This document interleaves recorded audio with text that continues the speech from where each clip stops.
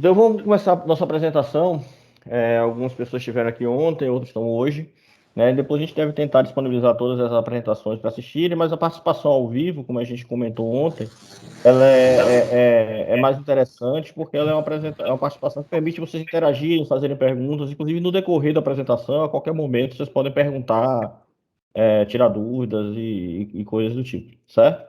Inclusive o próprio pessoal que é do próprio Axis, mas que trabalha em outros projetos, mas que já está dentro do Axis, mas aí às vezes não tem tanto contato com o que os outros grupos estão fazendo dentro do próprio Axis, pode também ir aproveitando para entender a pesquisa, porque eu acho que em algum momento as pesquisas têm coisas em comum, certo? Então, eu vou iniciar a apresentação fazendo só uma introdução breve, e aí eu vou passar a bola aí para os meninos darem continuidade.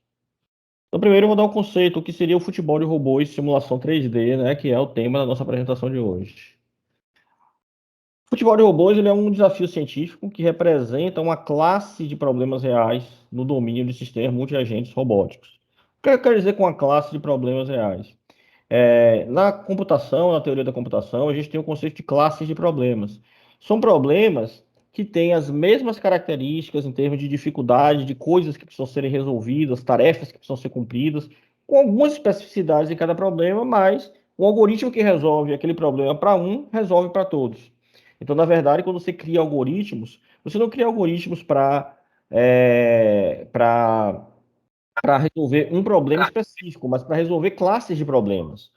Um exemplo comum, o pessoal que trabalhar no primeiro semestre, quando aprende algoritmos, vocês aprendem um algoritmo de classificação, algoritmo de ordenação, geralmente para ordenar números em um vetor. Mas os algoritmos para isso, eles resolvem uma classe de problemas, que é a classe de problemas de classificação. Você pode usar isso para ordenar números quaisquer em um vetor, mas você pode usar isso para ordenar, sei lá, pessoas em ordem decrescente de salário, pode ordenar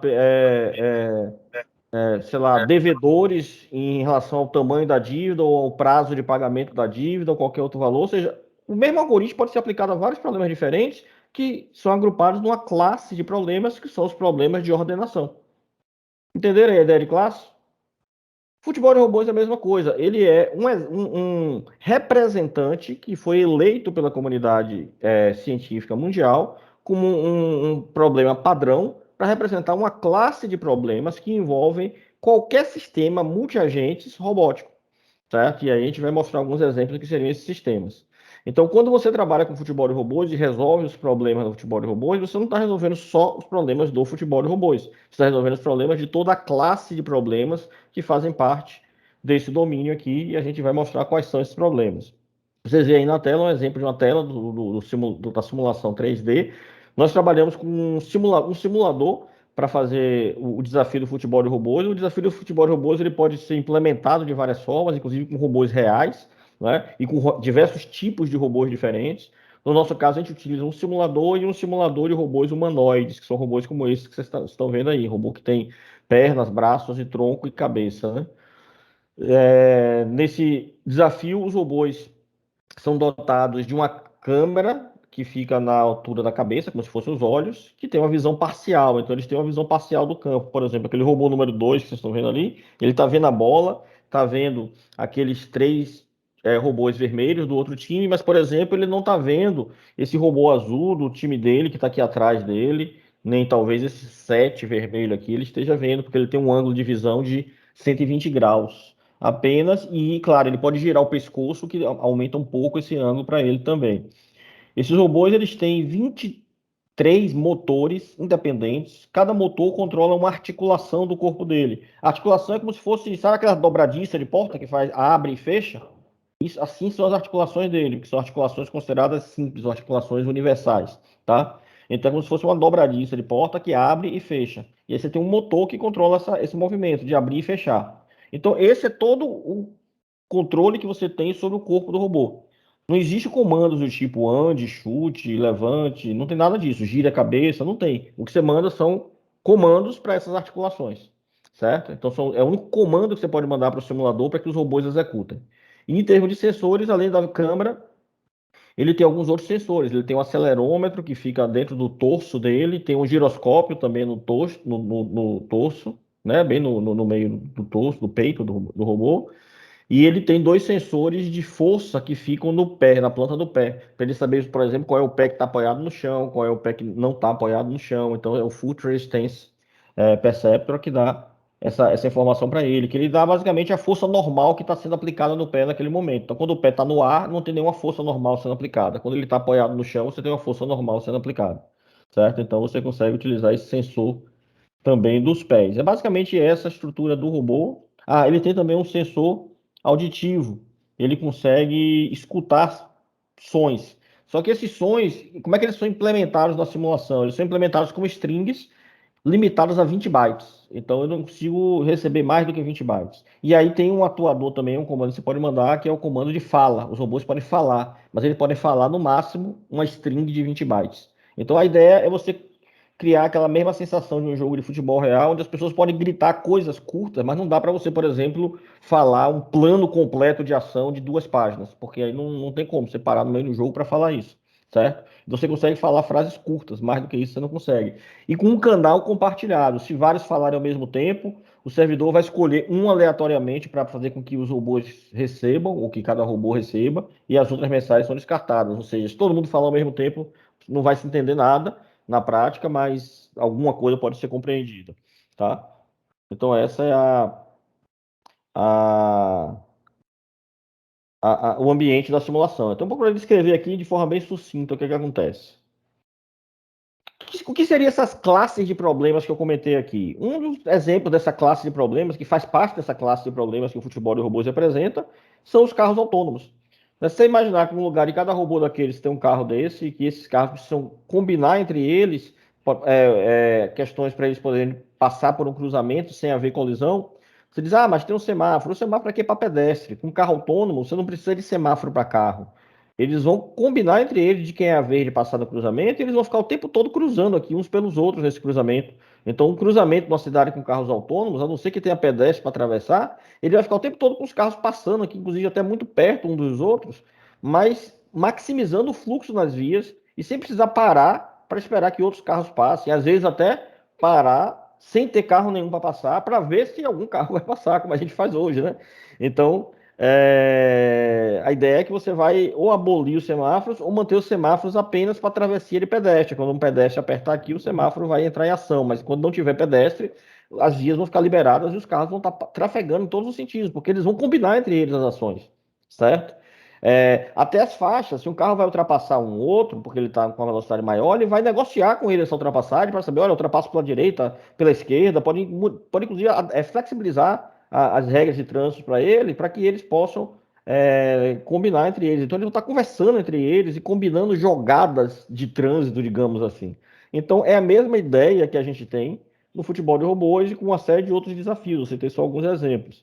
Mesma coisa, você tem, por exemplo, um time de drones responsável por fazer monitoramento florestal, por exemplo, ou monitorar áreas agrícolas, grandes fazendas, certo? Ou indústrias, áreas industriais grandes, ou plataformas de óleo e gás, certo? Monitorar, fazer reparos, atender a incidentes, por exemplo, se ele detecta um foco de incêndio, aí um outro drone que tem a capacidade de carregar talvez água ou alguma coisa, vai lá, é acionado, e aí vai lá e começa a atacar aquele foco de incêndio, ou seja, times de drones executando tarefas complexas, eles também representam um problema dentro dessa classe de problemas do sistema multiagente.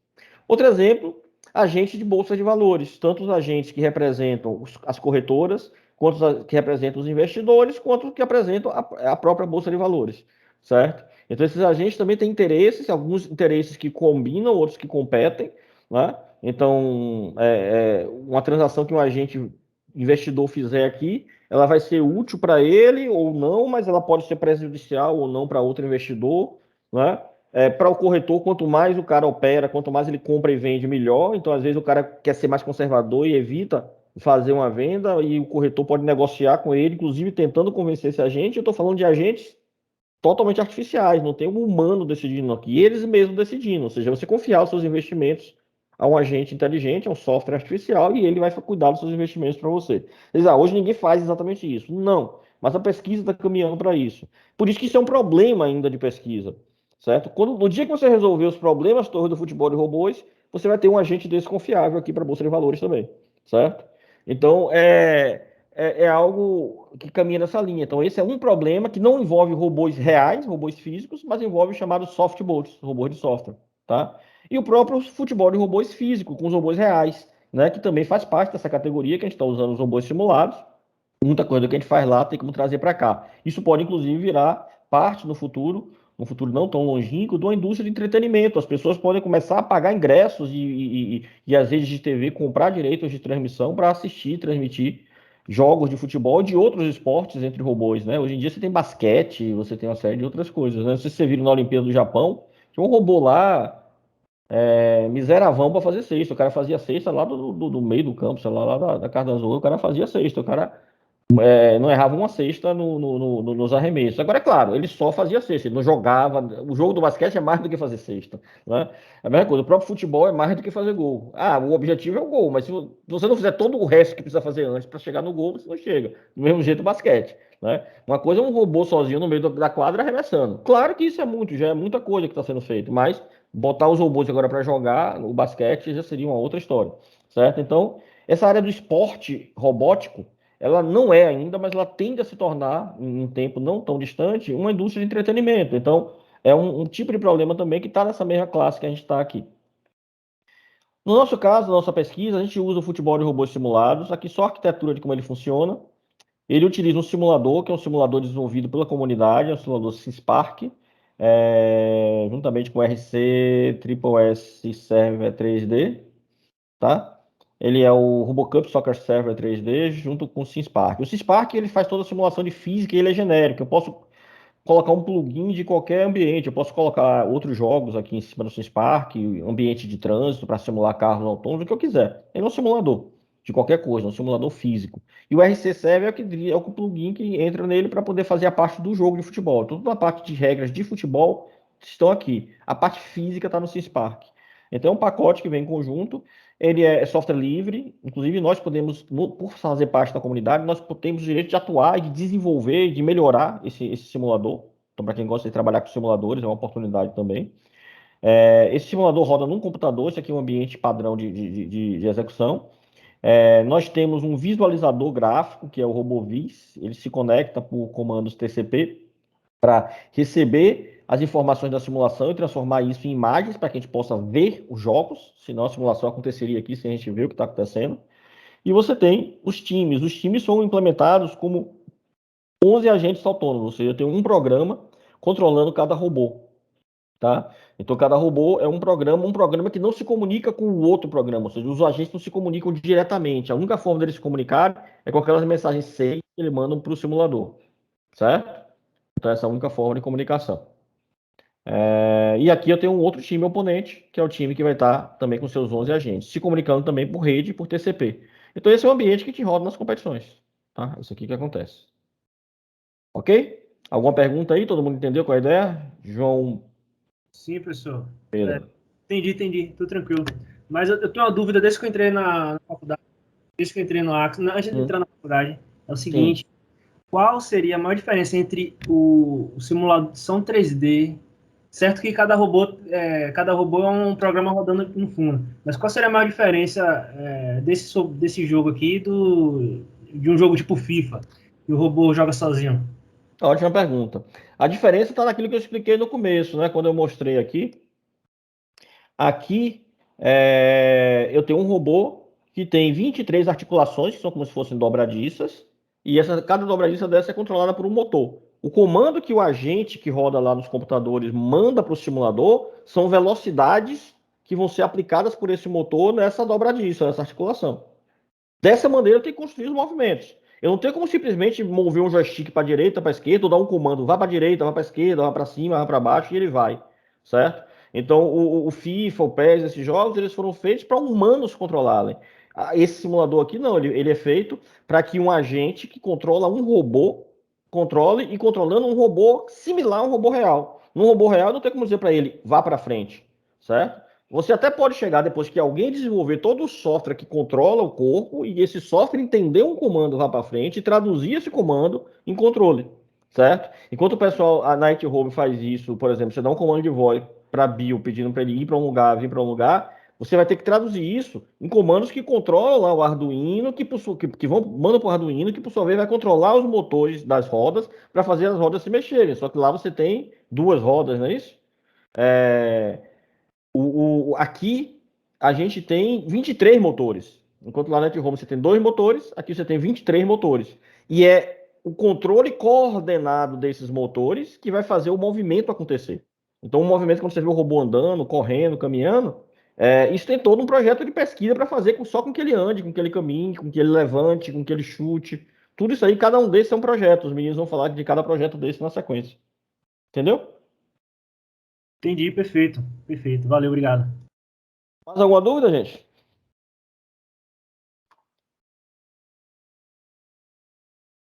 Tudo bem. Então, dando continuidade, eu vou passar aqui agora a palavra para o Wesley, que vai falar um pouco sobre caminhada.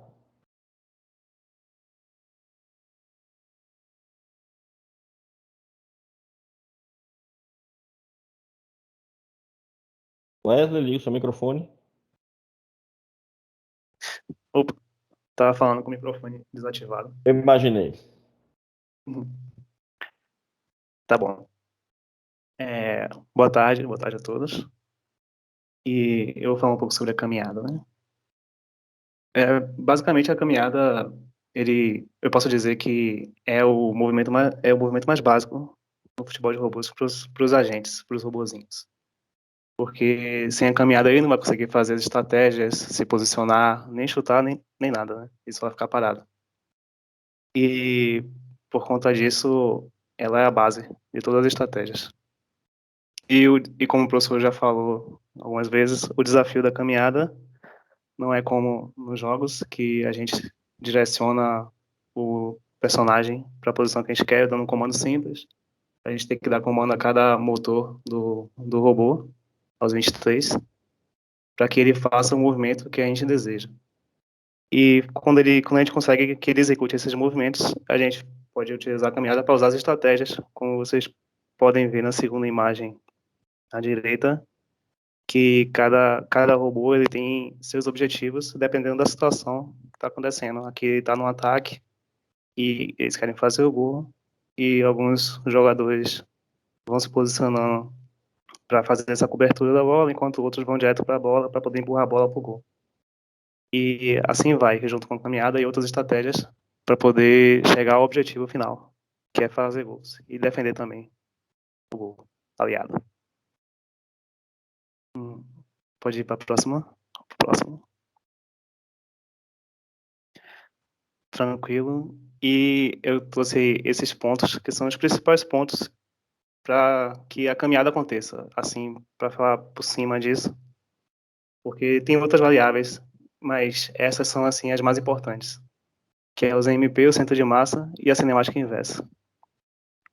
ZMP basicamente ele é um modelo de estabilidade, basicamente. Ele é um ponto onde todas as forças atuando no robô podem ser substituídas por uma única força. E o que são essas forças que estão atuando no robô? São, por exemplo, o peso do movimento dele, que vai aplicando ali, e os MP é usado para poder que ele fique em pé, entendeu? Que ele tenha estabilidade. Vocês podem ver nessa imagem à direita, ele tem o ponto dos MP em amarelo, no quadrado azul ali, quer dizer que está em suporte único, e os MP tem que estar dentro da área do pé do robô, que é esse quadrado, esse retângulo aí. E esse polígono de suporte é quando o robô está em suporte duplo, quer dizer que ele está com dois pés no chão, e os MP podem se estar dentro dessa área, em azul. E aí os cálculos são feitos para que se possa obter esse ponto de ZMP. E outra variável que tem impacto no ZMP é o centro de massa, que é outra variável importante, que basicamente você pode pensar no agente, pensa no corpo de um agente e o centro de massa ele fica ali na barriga, né, no centro. Tem outra imagem mais para frente depois que vocês vão ver melhor isso. E ele é usado para fazer os cálculos de estabilidade, para poder obter os MP, por exemplo. E a cinemática inversa, ela seria quem manda para esses motores, os 23 motores do robô, os dados que eles precisam. Basicamente, para acabar assim, bem simples assim, pense em uma foto de como você quer que o robô esteja daqui a alguns milésimos de segundo, né? Você faz um cálculo e você, com esse MP, com centro de massa e outras variáveis, você obtém os números necessários para que o robô atinja essa foto. E a cinemática inversa vai pegar esses números e vai jogar para juntas. E aí o robô vai atingir esse objetivo, que é chegar nessa foto. É basicamente isso. Pode ir para a próxima? Deixa eu só complementar um pouco, Ah, Wesley, foi muito bem explicado, mas manda. só para todo mundo entender bem, a ideia aqui é o seguinte, os MP, como o Wesley explicou agora no final, você projeta daqui a uma quantidade pequena de milissegundos qual é a posição do corpo do robô que você espera que ele esteja. E aí, a partir dessa posição projetada, você projeta qual é o centro de massa projetado. Então, você vai projetar um deslocamento do centro de massa para ele sair da posição atual para essa posição futura, certo? Sendo que é um futuro de milissegundos, não é um futuro distante. E aí você vai, a partir disso daí, calcular os EMP. E aí você vai avaliar os EMP tá fora daquele polígono, que é essa zona azul que está aí. Se ele estiver fora, significa que se você der esse passo, o robô vai cair. Então aí você volta atrás, muda um pouco aquela posição, até você chegar numa posição que o MP calculado fique dentro do polígono. Ou seja, você não pode calcular uma projeção do centro de massa que gere um ZMP fora do polígono, porque se ele estiver fora do polígono, significa que o robô vai perder o equilíbrio. Enquanto o ZMP estiver dentro do polígono, que é essa zona azul que está aí na imagem, o robô não cai, certo? A não ser que ele seja empurrado, a não ser que seja uma força externa sobre ele, mas ele andando sozinho, ele não cai, certo? Então essa que é a ideia. E aí, a partir desse centro de massa projetado com os MP dentro do polígono, o que é que você faz? Você calcula qual é a velocidade que você tem que aplicar em cada articulação do robô para que ele se movimente, faça o centro de massa movimentado da posição atual para essa posição projetada, certo? E aí você tem a sequência de velocidades que você vai mandar para o simulador, para ele mandar para cada motor, para os motores atuarem sobre as juntas. Então é basicamente esse o sentido da caminhada. Então, existem alguns algoritmos já consolidados e o estado da arte de se fazer isso hoje é utilizando Deep Learning, Reinforcement Learning, né, com aprendizagem de máquina por reforço profunda, né, usando redes neurais convolucionais que aprendem, em alguns casos, até do zero, que velocidade eu tenho que mandar a cada momento. Isso gera uns movimentos meio malucos nas primeiras vezes, mas em algum momento gera uns movimentos interessantes. Né? Então, isso daí é o que os times estão começando a fazer, tentar fazer, nem sempre está dando certo, e a gente está um pouco nessa pegada também. O projeto de Wesley vai bem nessa direção, é nisso que a gente está fazendo, certo? Deixa eu continuar aqui com o Wesley. É isso. Obrigado. Beleza. E aí, a gente tem esses dois modelos de caminhada. Né? A gente tem o cast table e o pêndulo invertido. O da esquerda é o cast table, e ele é um modelo que atualmente é usado no nosso time. E nele a ideia básica dele é que você pense em uma mesa, um carro sobre uma mesa, por exemplo. E aí, o centro de massa, a massa desse carro, ele é o centro de massa do robô. E a ideia é que você mantenha esse carro em cima da mesa enquanto ele se movimenta. E é bem a questão do período de suporte da aplica aí, que ele tem que manter esse carro na mesa, e se o carro cair da mesa, o robô vai cair, porque ele vai estar fora do polígono de suporte, vai estar fora, o MP vai estar fora do ponto que ele deveria estar. E a massa da mesa é desprezível, no caso. É só para ter um parâmetro ali.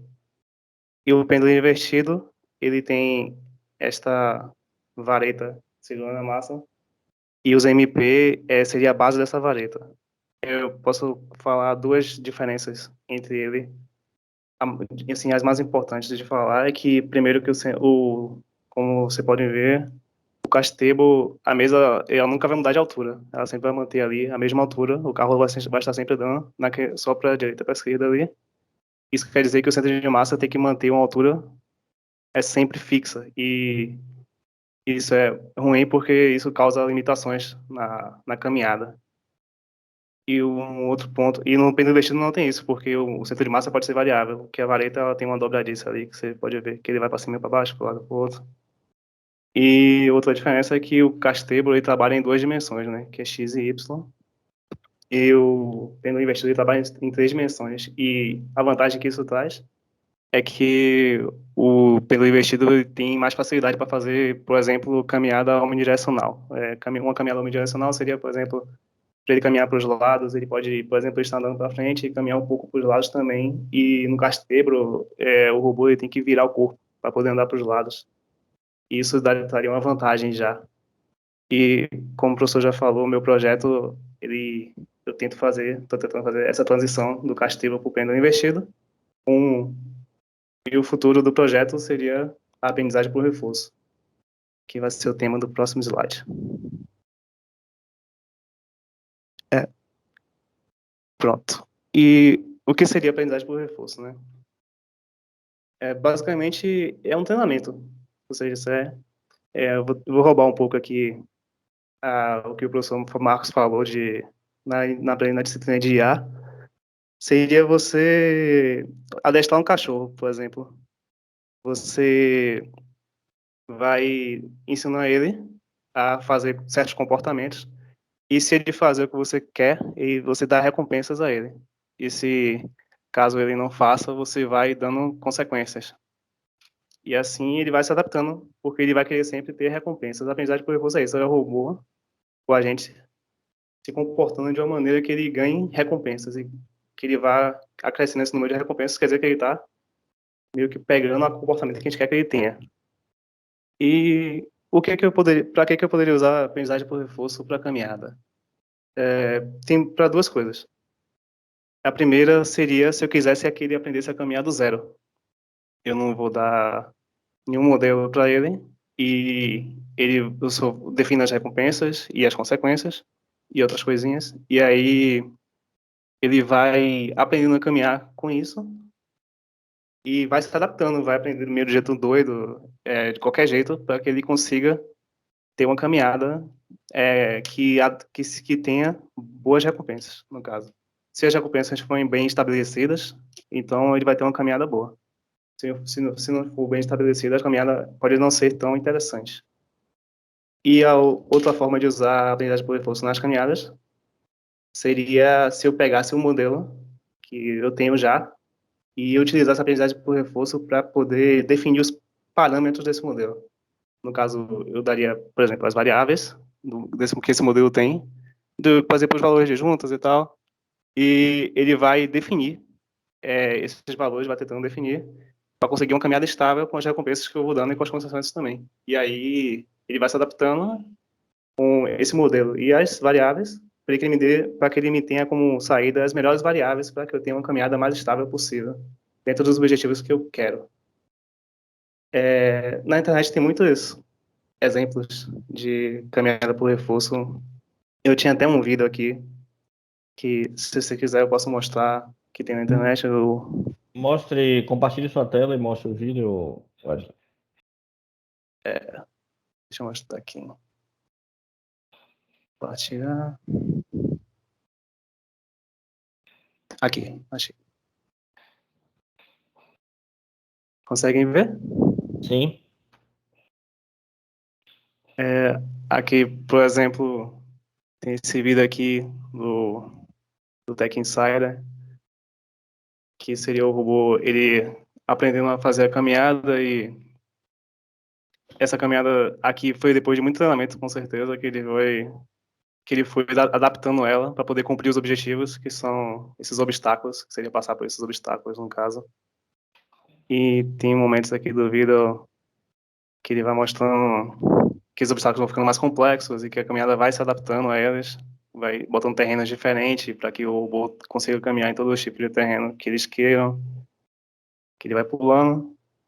E também eles mostram que nem sempre, que no começo, né, dá errado, ele tem comportamentos estranhos e tal, e que ele não consegue cumprir os objetivos de primeira, né? Ele vai se adaptando para ir conseguindo cumprir o objetivo, que é a caminhada que eles desejam, baseado nas recompensas que ele tem. E é isso, basicamente. Muito bom, Wesley. Essa questão aí que o Wesley mostrou é bem interessante, porque basicamente a ideia é essa que ele falou aí. O robô, No começo ele vai fazendo movimentos estranhos, até como tem essas primeiras imagens aqui, que vocês viram ali no vídeo, e movimentos que não dão certo.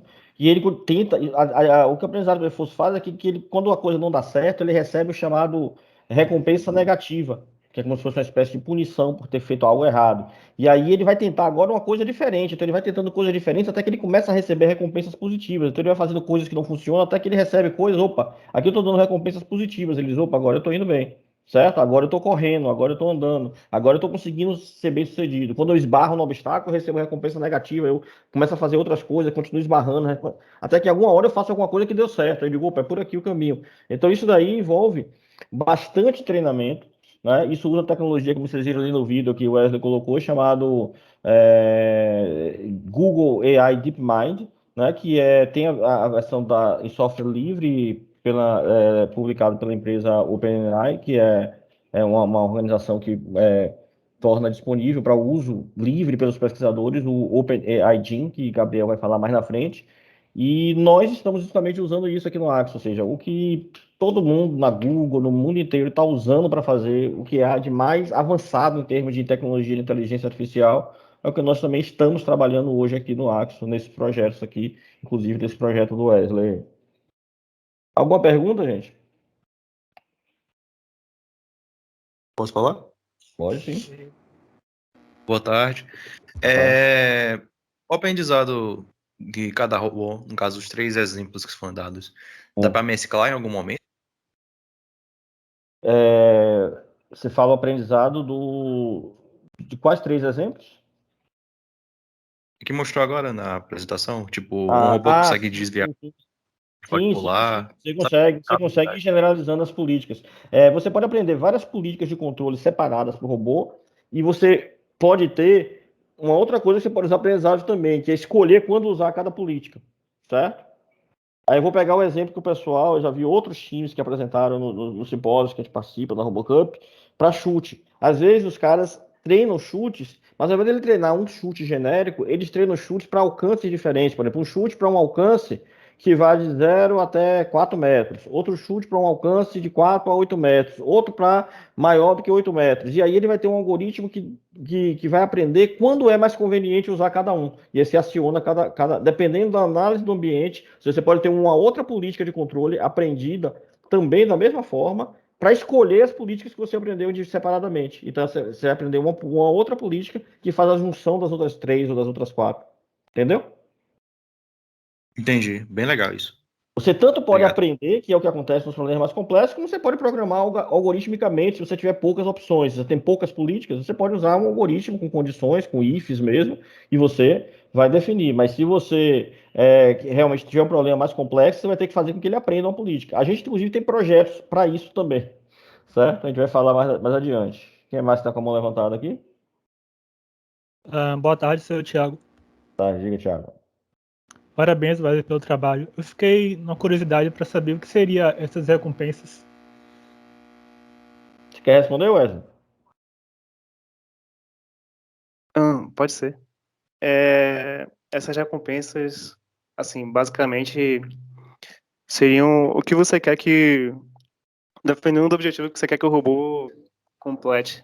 Por exemplo, você pode colocar como uma recompensa ele não cair durante um determinado período de tempo, se ele conseguir manter o equilíbrio por um período de tempo. Ou então, se tem um movimento que ele faça que é ruim para que ele se mantenha em pé ou que ele mantenha o equilíbrio na caminhada. Você pode dar recompensa para ele não fazer esse movimento durante a caminhada. Você pode restringir esse movimento para ele.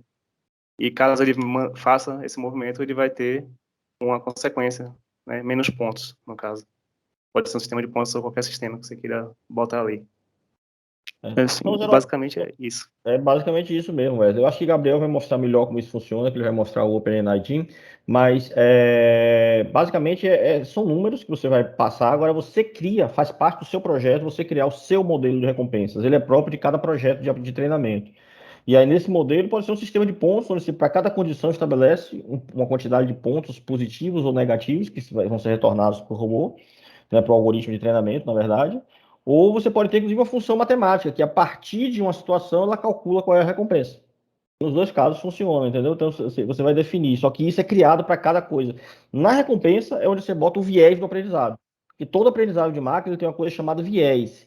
É aí que entra o trabalho do pesquisador, o trabalho do cientista, do profissional de IA, certo? É na hora que você vai definir o viés da aprendizagem de máquina. Saber definir o viés da aprendizagem de máquina é uma coisa que é quase que uma arte. Então é uma coisa, é aquilo pelo qual os caras são muito bons em fazer isso, conseguem fazer os treinamentos ficarem mais curtos e mais eficazes.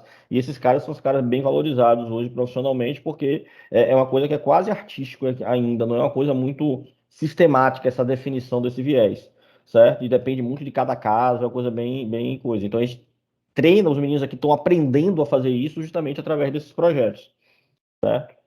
Respondeu a pergunta, Thiago? Parabéns, isso é incrível. Eu fiquei aqui nessa curiosidade, realmente está de parabéns. Parabéns mesmo pelo trabalho, está incrível. Valeu, obrigado. Vamos continuar então. Dando continuidade, a gente vai falar sobre chute, aí Gabriel vai dar continuidade. Gabriel, se você quiser já compartilhar a sua tela e seguir da apresentação aí, porque você tem uns links, não é isso? Isso, eu estou compartilhando aqui. Eu quero aproveitar só um gancho do que vocês falaram, duas coisas. Uma sobre essa questão do viés. Talvez eu repita mais à frente quando for falar do Jim, mas realmente é uma coisa que, assim, você tem que ter uma capacidade muito, muito boa também de uma abstração para poder você pegar um problema que está no domínio real, numa coisa real, e transformar isso em código. Então, na hora que você vai colocar uma recompensa, na hora que você vai definir isso, você tem que saber como que você transforma Tá, eu quero que, por exemplo, vou falar do chute aqui, eu quero que o chute seja um chute forte, colocando a perna para trás dando um chutão. Como é que você vai traduzir isso para o código? Eu vou até citar aqui, porque o UFC Portugal fez uma coisa parecida, que é um time que a gente... um dos times que a gente joga contra, né, durante as competições mundiais e internacionais. O outro gancho que eu ia puxar é só para dar uma visão um pouco mais direta do que você falaram de aprendizagem por reforço. Você pode ver esse loop aqui, ó, que é o simples, né? Você tem um agente, uma coisa que você quer otimizar, ele vai fazer uma ação, o cachorro, por exemplo, ele vai latir, isso vai mudar o ambiente, isso vai causar uma alteração no ambiente, ele pode ter latido, pode não ter latido, pode ter abanado o rabo, feito qualquer outra coisa, e com base nisso vai ter um novo estado, isso vai gerar esse novo estado do ambiente, né? E vai gerar a recompensa que você que está definindo. E aí você pode dar uma recompensa positiva ou negativa, ele vai analisar isso aqui dentro e vai tomar uma nova ação, e isso vai ficar nesse loop. Basicamente, esse é o loop da aprendizagem por reforço. Eu queria mostrar essa imagem aqui para dar uma outra visão também. Certo. Wesley falou da habilidade de caminhada, que no domínio de futebol de robôs é uma habilidade essencial, é uma das habilidades base. E a outra habilidade base que eu também posso citar é o chute, que é justamente no que eu estou trabalhando. Só que eu queria usar o chute como um exemplo para também falar dessa parte de aprendizagem. Então, por exemplo, a gente tem aqui um GIF de um robô do time do Austin Villa aprendendo a realizar um chute forte. Como o Marco falou, você pode desenvolver vários tipos de chute para perto, média distância, longa distância, um chute talvez enviesado, tipo um chute para a direita, não um chute reto. Disso aqui a gente pode supor, por exemplo, que ele está praticando um chute forte, onde o objetivo é chutar para o gol adversário. Então você tem aqui a linha reta certinho. Então esse aqui foi um bom chute. Provavelmente a recompensa desse chute foi uma recompensa positiva. Apesar de que o robô caiu. Isso aqui pode ter sido também uma coisa que diminuiu o valor da recompensa dele. A recompensa talvez fosse maior, a depender de como ele decidiu fazer, né? Se o robô não tivesse caído, se ele tivesse ficado em pé. Um outro exemplo é o do UFC Portugal, onde eles estão otimizando o robô para fazer esse chute enquanto você corre. Então eles já estão misturando duas habilidades. Eles já estão pegando a habilidade de andar com a habilidade de chute, fazendo uma coisa só. A pergunta que foi feita, inclusive, anteriormente, aí, se dava para poder fazer duas coisas ao mesmo tempo, né? Você quer otimizar um andar para pular, outro andar para desviar, se dá para fazer uma otimizada para os dois. Basicamente isso aqui é o que eles estão fazendo. Só que, nesse caso, eles otimizaram primeiro a caminhada, depois otimizaram o chute, e aqui eles estão tentando fazer os dois. Eles estão tentando pegar a caminhada e evoluir para uma caminhada misturada com chute. Para poder fazer isso, você tem várias ferramentas disponíveis na internet e tudo mais. Só que o que a gente está começando a utilizar era mexer com as ferramentas que existem no OpenAI, principalmente que no caso o que a gente está usando é o Jin. Mas antes de falar do Jin, eu queria citar aqui 2 outras ferramentas que eles têm publicado avanços deles. Essas ferramentas, se não me engano, elas não estão abertas ainda para o público, mas já tiveram experimentos com o público. Uma delas é o OpenAI 5, que é uma rede de 5 redes neurais, um grupo de 5 redes neurais que eles otimizaram para jogar o Dota. E esse, na minha opinião, é um exemplo perfeito quando a gente está falando de futebol de robô também, porque é um sistema multi-agente. Você tem um grupo de 5 agentes aqui trabalhando juntos para poder vencer uma outra equipe que pode ser de agentes também robóticos ou pode ser humanos. Nesse caso, eram agentes humanos. E essa equipe, ela conseguiu ganhar do campeão mundial de Dota nessa competição aqui. Ganhou várias vezes, inclusive. Então, nesse vídeo aqui, o vídeo completo, se vocês quiserem, depois eu posso até passar um link, se vocês falarem aí, eu posso deixar o link para vocês. É de um canal chamado 2 Minutes Paper, que ele fala sobre esse aqui mais profundidade, né? Ele fala mais do OpenAI e como eles alcançaram essa vitória e tudo mais, tudo que eles fizeram. Mas é um exemplo muito sensacional de ver como que eles conseguiram fazer 5 redes neurais aprenderem a jogar em conjunto e, inclusive, eles conseguem aqui, dando a visão, tipo, como que o humano vê, né, a cena e como que a rede neural está vendo, como os números que eles estão calculando, os pesos, as medidas e tudo mais, isso é bem interessante. Assim que passar um pouquinho, você vai ver que eles conseguem, inclusive, estimar a probabilidade de vitória deles. Eles conseguem, no meio do jogo, ir calculando a probabilidade de vitória, com base no que eles estão fazendo, com base em como os adversários estão reagindo. Eles, inclusive, deixaram essa IA rodando em uma competição aberta, para que quem quisesse se inscrevesse e eles rodassem contra times de você mesmo. Você monta o time com seus amigos, ia lá e jogava contra eles, e vocês, querendo ou não, acho que vocês iam acabar ajudando a IA a aprender mais. Eles provavelmente deixaram a IA aprendendo nesse meio tempo. Mas é muito interessante ver isso aqui rodando e ver como é que isso funciona. Um outro exemplo de coisas que o OpenAI está fazendo é o Codex, que é um programa de tradução de linguagem natural para código. Então você vê que ele escreveu aqui o que ele queria, ele pediu, e o Codex foi lá e traduziu isso para código. Então ele botou uma imagem, a imagem adicionou, ele pediu para fazer ela menor, transformou em menor, pediu para cortar em círculo, cortou em círculo. Aqui ele falou para animar horizontalmente para bater de um lado ao outro. Ele só escreveu isso e o Codex transformou isso em código. Isso é outra coisa que o OpenAI está trabalhando e que é, assim, na minha opinião, pelo menos, isso é incrível ver isso funcionando e funcionando tão bem, tão rápido, sabe? Mas aí, tá, você tem essas ferramentas que o OpenAI está trabalhando e tudo mais, então o que a gente pode usar? Aí a gente vem para o OpenAI Jin. O Jin, ele é como o próprio nome sugere, ele é meio que um ginásio, uma academia, uma coisa que você pode usar para testar códigos e algoritmos de aprendizagem, certo? Você desenvolve seu próprio algoritmo e o Jin ele te dá um ambiente para que você possa testar ele. Dentro dos ambientes, ele tem vários environments já prontos. Então, por exemplo, você tem aqui o Cartpole, que é uma boa ideia para você simular ali o pêndulo invertido, por exemplo, que foi dito. Não exatamente o pêndulo invertido, mas é similar. Você tem o Robotics aqui para movimentos de mão, de robô. Você tem o Mujoko, que, se não me engano, foi onde eles usaram aquele simulador de caminhada que o Wesley mostrou, que é um simulador de um humanoidezinho. Mas aí o que a gente está fazendo? A gente está usando a ideia do OpenAI, que ela não é dependente desses ambientes, para criar um ambiente que reconheça o servidor, o SimSpark com o RC Server, certo? Então, a gente está usando esse mesmo ambiente aqui, essa mesma lógica, esse campo, com os agentes e tudo mais, e usando o OpenAI de fundo para ser um intermédio. Ele vai ser quem vai tratar os algoritmos de otimização que a gente quer usar e rodar aqui, mandar esses comandos e tudo mais, as ações para os agentes que vão estar aqui nesse ambiente. Os agentes vão pegar as observações deles, os estados do mundo, mandar de volta. E vai ficar essa troca de informações. E a parte interessante de usar o Jin aqui nesse caso, e disso que a gente está desenvolvendo, é que depois que eu terminar de montar esse ambiente, ele não vai ser utilizado só para chute, só para o chute que eu quero otimizar. O Wesley pode usar ele para poder fazer um próprio testar os algoritmos deles de caminhada. O Felipe ele vai poder utilizar, amanhã vocês vão ver um pouco mais sobre a questão de drones, não no mesmo ambiente, não no mesmo simulador, mas ele pode usar a ideia, a base, para poder aproveitar isso e replicar também usando o Jim. Pode ser usado para otimização de set plays também, que são jogadas reais, que o pessoal vai falar mais à frente. Então, é um ambiente que vai ser bem genérico. Ele vai ser uma ferramenta bem útil para poder todo mundo conseguir utilizar e otimizar as coisas que vão precisar, entendeu? E é basicamente isso que eu tinha para apresentar aqui sobre o Chute e o OpenAI. Excelente, Gabriel.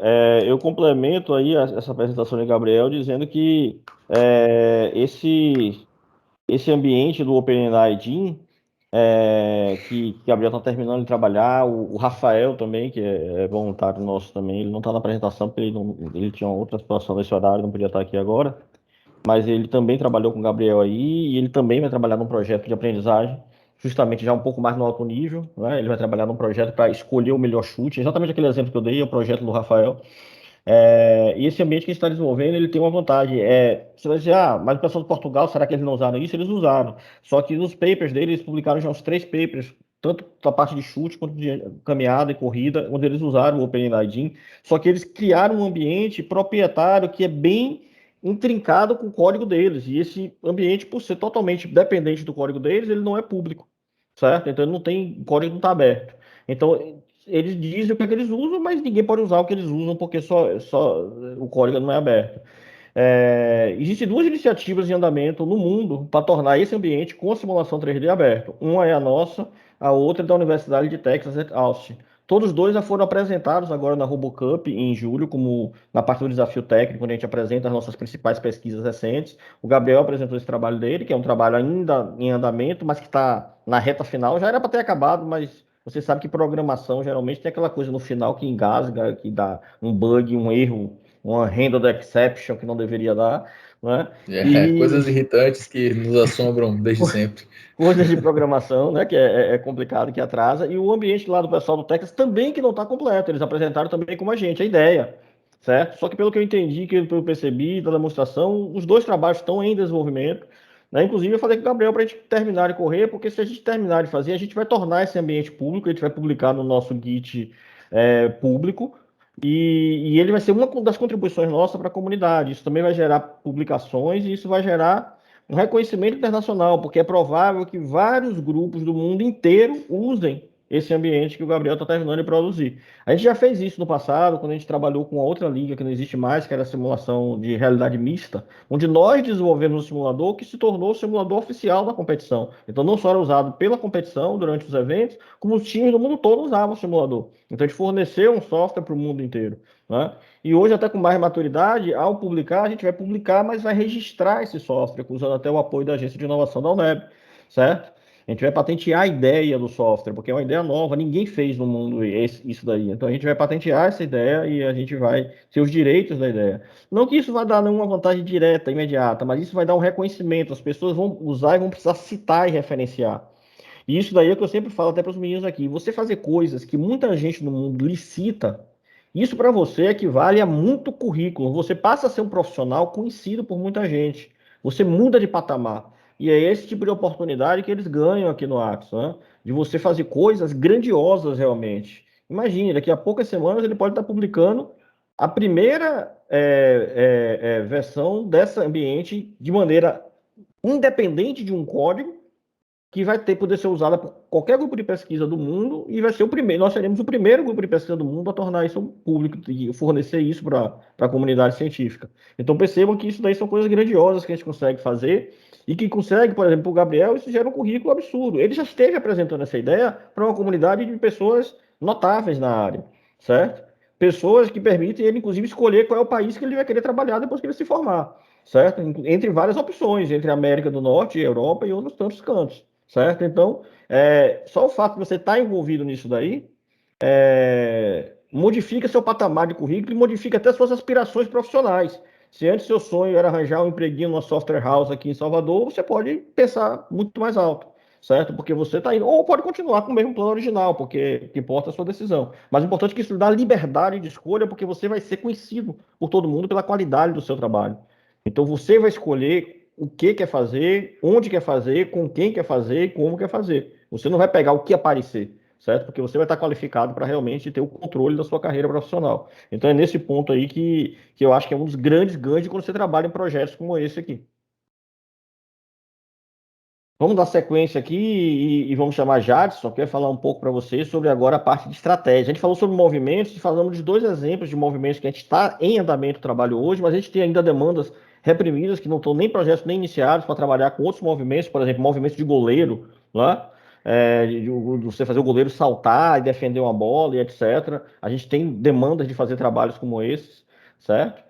E tem movimento de levantar, que a gente até tem um movimento, mas nunca trabalhamos a otimização dele, podemos pensar em otimizar, e criar novos movimentos, tentar fazer o próprio robô saltar e de repente fazer um cabeceio numa bola e coisas do tipo. São movimentos que ninguém nunca desenvolveu no mundo, então a gente tem vários projetos que estão na nossa fila que a gente pode tocar com essas tecnologias, certo? Já você vai falar agora de um outro tipo de projetos, os projetos que trabalham na ideia realmente da coordenação, de você fazer os robôs trabalharem como um time. Vamos lá, Jadson. Opa, boa tarde, tô me ouvindo? Sim, estamos ouvindo. Tranquilo. Estamos ouvindo já. Vou falar agora do melhor projeto do Axon. Longe de comparações. Eu vou falar um pouquinho sobre a questão de estratégia e das jogadas coletivas, os set plays. O que é que seria essas jogadas coletivas de modo geral? A gente sempre está pensando em estratégia o tempo todo. Por exemplo, quando a gente acorda, a gente pensa, hoje eu vou acordar, eu vou tomar banho, eu vou tomar café e vou estudar. A gente criou um bloco de passos, a gente criou uma estratégia para poder fazer uma devida ação. Então, um set play nada mais que é isso. É um bloco de ação onde a gente vai predefinir os nossos passos a fim de atingir um objetivo. E no futebol de robôs, ele tem uma aplicação bem parecida que existe no futebol real, onde muitos times treinam jogada ensaiada, cruzamento na área, o cara vai lá, vai cabecear. Ou, vou cruzar no segundo pau, o cara ir cabecear também. Então, no futebol de robô, é algo bem parecido com isso, com a aplicação do futebol real. Eu trouxe algum exemplo de uma jogada ensaiada que as pessoas fazem. Eu trouxe de um jogo parecido, um simulador de futebol real, onde a gente pode ver um exemplo de uma jogada ensaiada, onde vocês podem ver que no início da jogada ele está passando de um para outro para poder atingir um objetivo, que é chegar a fazer o gol. Então, a gente pode tomar como verdade o nome set play, o nome jogada ensaiada, o nome de jogada coordenada como espaços bem definidos. Então, isso seria um set play. Peraí, deixa eu voltar. Mas como é que a gente faz para poder criar esses set plays?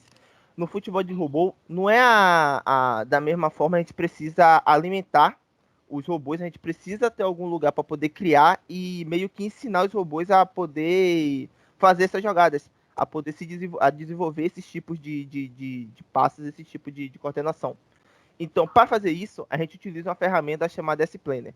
Essa ferramenta ela foi idealizada pela Universidade de Portugal, e a gente assumiu essa ferramenta e está dando continuidade e expandindo ela para outra liga. Essa ferramenta ela foi originada na Liga de Simulação de Futebol 2D, uma liga passada que o Axis já trabalhou há muito tempo, e ela hoje foi substituída pela Liga de Futebol de Simulação 3D. E a gente começou com esse projeto que eu estou trabalhando hoje, com a ideia disso, de migrar essa questão de criar os set plays, de criar jogadas que tem definida no futebol 2D, trazer isso para o futebol 3D. E o desafio do meu projeto é esse, é adaptar essas ferramentas que existem para o futebol 2D, de criação de estratégias, de criação de jogadas coletivas, trazer elas do futebol 2D para o futebol 3D. E a primeira ferramenta que eu vou apresentar para vocês é o S-Planner. É um desenhador gráfico. Deixa eu executar esse planner aqui para vocês darem uma olhada. É um desenhador gráfico onde a gente pode carregar, ele carrega um campo e a gente desenha o que é que a gente quer que os nossos jogadores façam. Espera aí.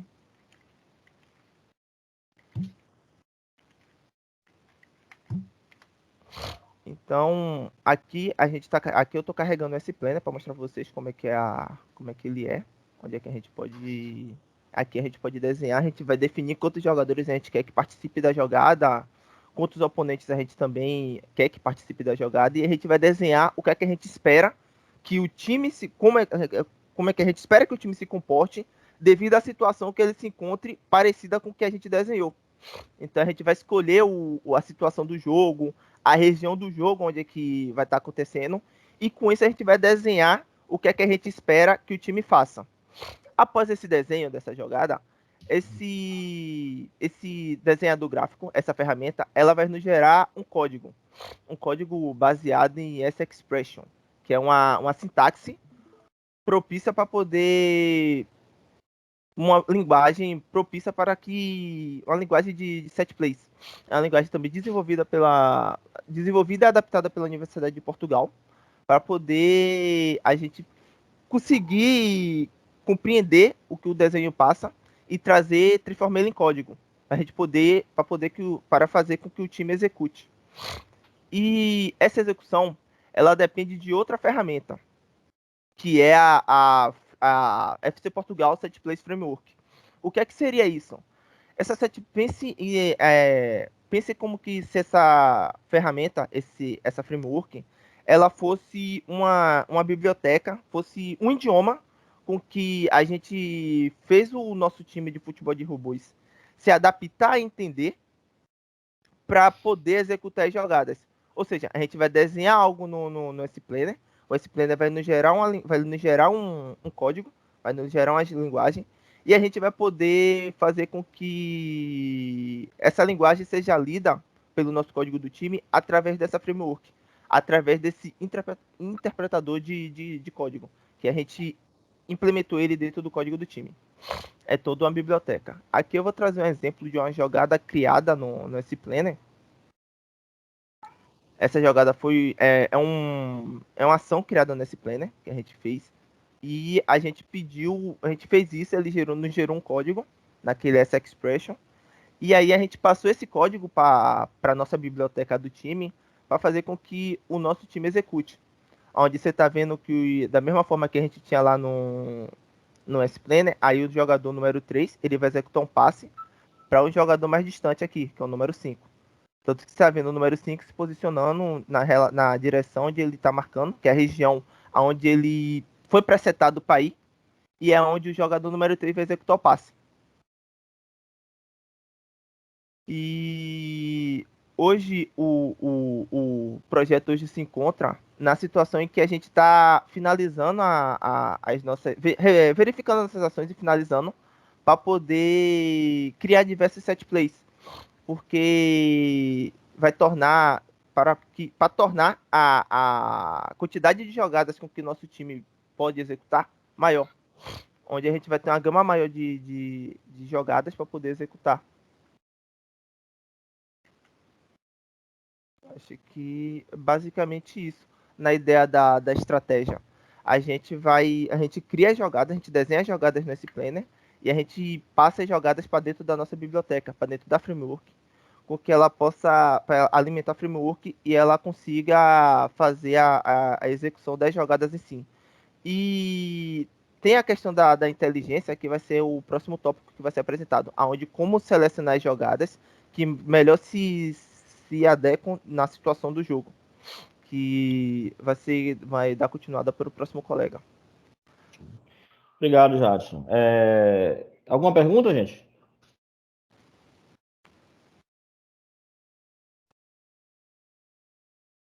Então aqui vocês estão vendo o começo de uma outra parte, né? O futebol de robôs não é só você aprender a correr, a chutar, fazer movimentos, né? Cair, levantar, etc. E tem essa parte que é a coletiva, que é você fazer os robôs jogarem conjuntamente. Existem duas abordagens básicas. Numa abordagem, se tenta fazer com que eles aprendam isso do zero, fazendo mais ou menos uma linha assimilada que a gente viu ali nos comportamentos, né? E aí fazendo o que a gente chama de comportamentos emergentes, que os comportamentos possam emergir naturalmente a partir do aprendizado. Isso até hoje não se mostrou ainda tão promissor, principalmente quando você tem robôs com arquitetura mais próxima de um robô real, como é que acontece na simulação 3D. Na simulação 3D, você tem uma situação que os robôs eles têm falhas de habilidades. Então, por exemplo, os robôs erram os chutes, os robôs caem, os robôs têm algumas falhas nas habilidades, que tanto é que você tem projetos para melhorar essas habilidades. Mas enquanto essas habilidades não se tornam perfeitas, entre aspas, se é que um dia elas vão ficar perfeitas, você tem que lidar com essas falhas, inclusive no nível da estratégia também. E aí que está o desafio, e aí que entra a nossa pesquisa.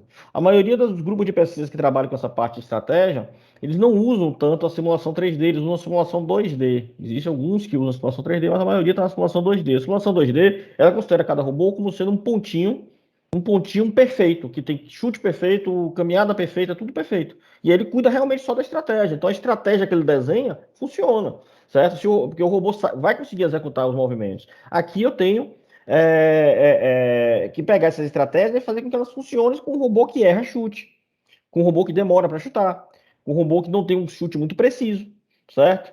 Então, por mais que eu vá melhorando as habilidades, eu tenho várias estratégias que eu preciso adaptar para saber quais estratégias vão funcionar. Então, a gente tem um grande projeto que envolve várias pessoas, envolve um meu projeto de doutorado, envolve o projeto de Jadson de C, o projeto de Vitor de C. Esse projeto começou, na verdade, há muitos anos atrás, com o TCC de Elizabeth, que participou aqui conosco, que hoje é analista lá do Cimatec, que trabalha na área de robótica do Cimatec. Passou por Matheus aqui, que foi nosso aluno de IC, que hoje é empresário, montou uma startup, está com uma empresa bem sucedida aí no mercado. E agora passando na mão de Jadson e de Vitor, certo? Então esse é um projeto que já passou em muitas mãos, tem intervenções minhas. Essa ferramenta, o S-Plena, que Jadson apresentou, é uma ferramenta desenvolvida originalmente pelo pessoal da Universidade do Porto. Foi um trabalho de doutorado que foi desenvolvido por lá e que gerou essa ferramenta.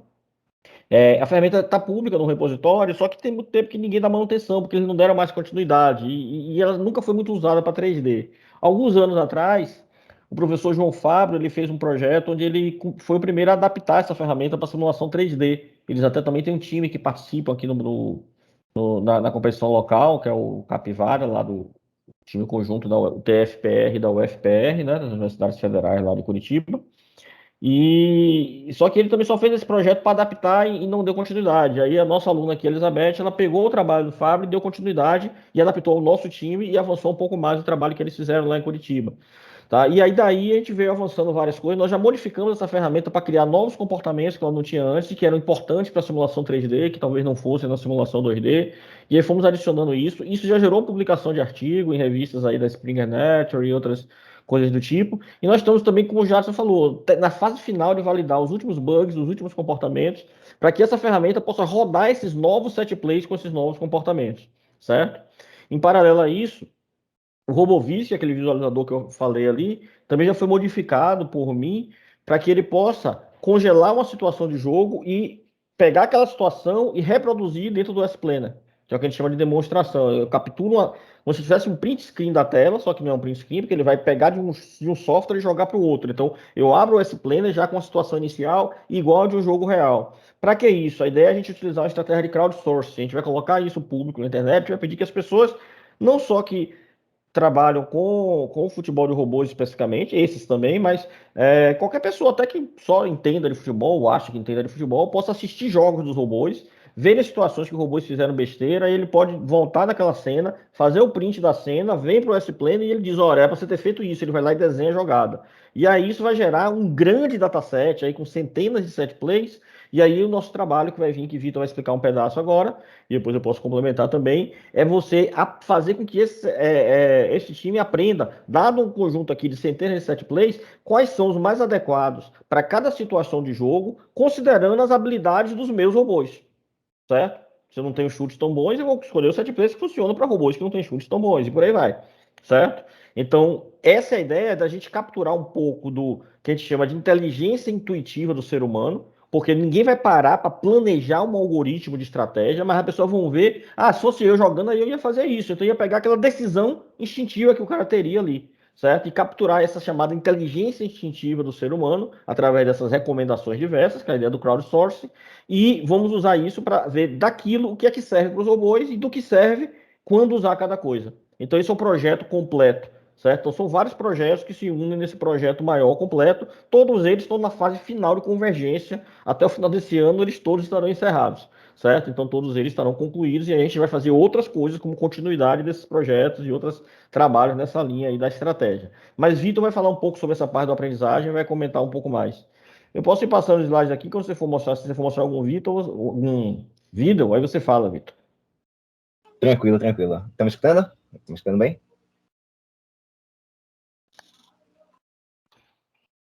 Alô?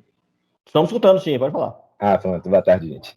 Beleza. Então, aí até legal, né? O professor já comentou um pouquinho, mas até legal que nessa apresentação a gente tem uma sequência, assim, de assuntos bem detalhados e que se complementam, de fato. A gente foi lá vendo o baixo nível, que a gente chama, né? Já trabalhando com a robótica mesmo. Foram Gabriel e Wesley, que apresentaram aí chute, caminhada. A gente veio com o Jadson aqui falando da parte mais alto nível, né? Que envolve já a coordenação entre os agentes, entre os robôs. Que é a partir da estratégia dos set plays, jogadas ensaiadas. E aí meu projeto, ele trabalha uma camada acima. Então ele vai trabalhar aqui já com os set plays que são produzidos lá naquele trabalho de Jadson. E não vai trabalhar diretamente, não vai inserir diretamente na coordenação dos agentes, mas vão ajudar eles a ter uma coordenação melhor. Mas é só para a gente entender do que é que eu estou falando. Então, vamos imaginar lá, né, que como o Jadson falou e o professor complementou, a gente criou um bocado de set play, pessoas que entendem de futebol, criaram um bocado de set plays, armazenaram isso aí em uma base, e aí agora nosso time, o time de robôs, tem que saber quando usar cada um daqueles set plays, qual vai ser o melhor para ele usar em determinada situação.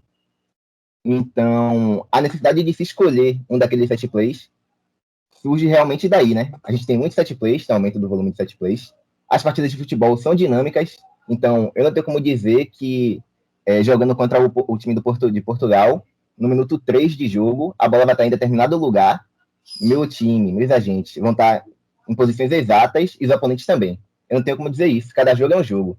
Então, para cada jogo, o time vai ter que decidir qual é o melhor set play que ele vai ter que usar, para cada jogo e para cada situação no jogo, na partida. Certo? E além disso, a gente tem aí set plays com características diferentes, né? Temos set plays aqui que a gente vai fazer um passe para outro que ele vai tentar driblar um oponente. Então, tudo isso aí converge para essa questão, né? Da gente ter que escolher um set play, da gente ter que selecionar um set play. Pode passar. Beleza. Aí entra o CBR. Pronto. O CBR já faz parte aí, como o professor falou, né? De uma abordagem já de inteligência artificial, de aplicar esse nosso raciocínio humano, a inteligência humana, ao nosso sistema de robôs multiagentes. Então, aqui eu trouxe uma definição mais formal do que seria o CBR, né? Então, como está escrito aí, abordagem da inteligência artificial, que vai solucionar um problema inferido através da recuperação e adaptação de soluções conhecidas utilizadas em problemas passados. Basicamente, o que o CBR vai fazer é o seguinte, ele vai ver, poxa, eu joguei contra a FC Portugal num outro dia, né, no passado lá, uma semana atrás. E aí eu estava numa situação parecida com essa. Eu tinha tomado um gol, a bola estava no meio do campo, tinham 3 agentes oponentes ali em frente à bola e 5 aliados aqui do meu lado, né, na posição XY. Daí ele vai dizer, essa situação aí que aconteceu no passado é bastante similar com a que eu estou passando agora. Então eu vou ver qual foi o set play que eu usei lá naquele caso, ver se ele foi, se ele resultou numa jogada bacana mesmo, deu vantagem ao meu time, né? E aí eu vou usar ele de novo. Basicamente é isso que o CBR faz. E aí, para a gente entender um pouquinho melhor, o CBR geralmente é comparado com o conceito da jurisprudência, certo? Da área jurídica. Que seria basicamente o quê?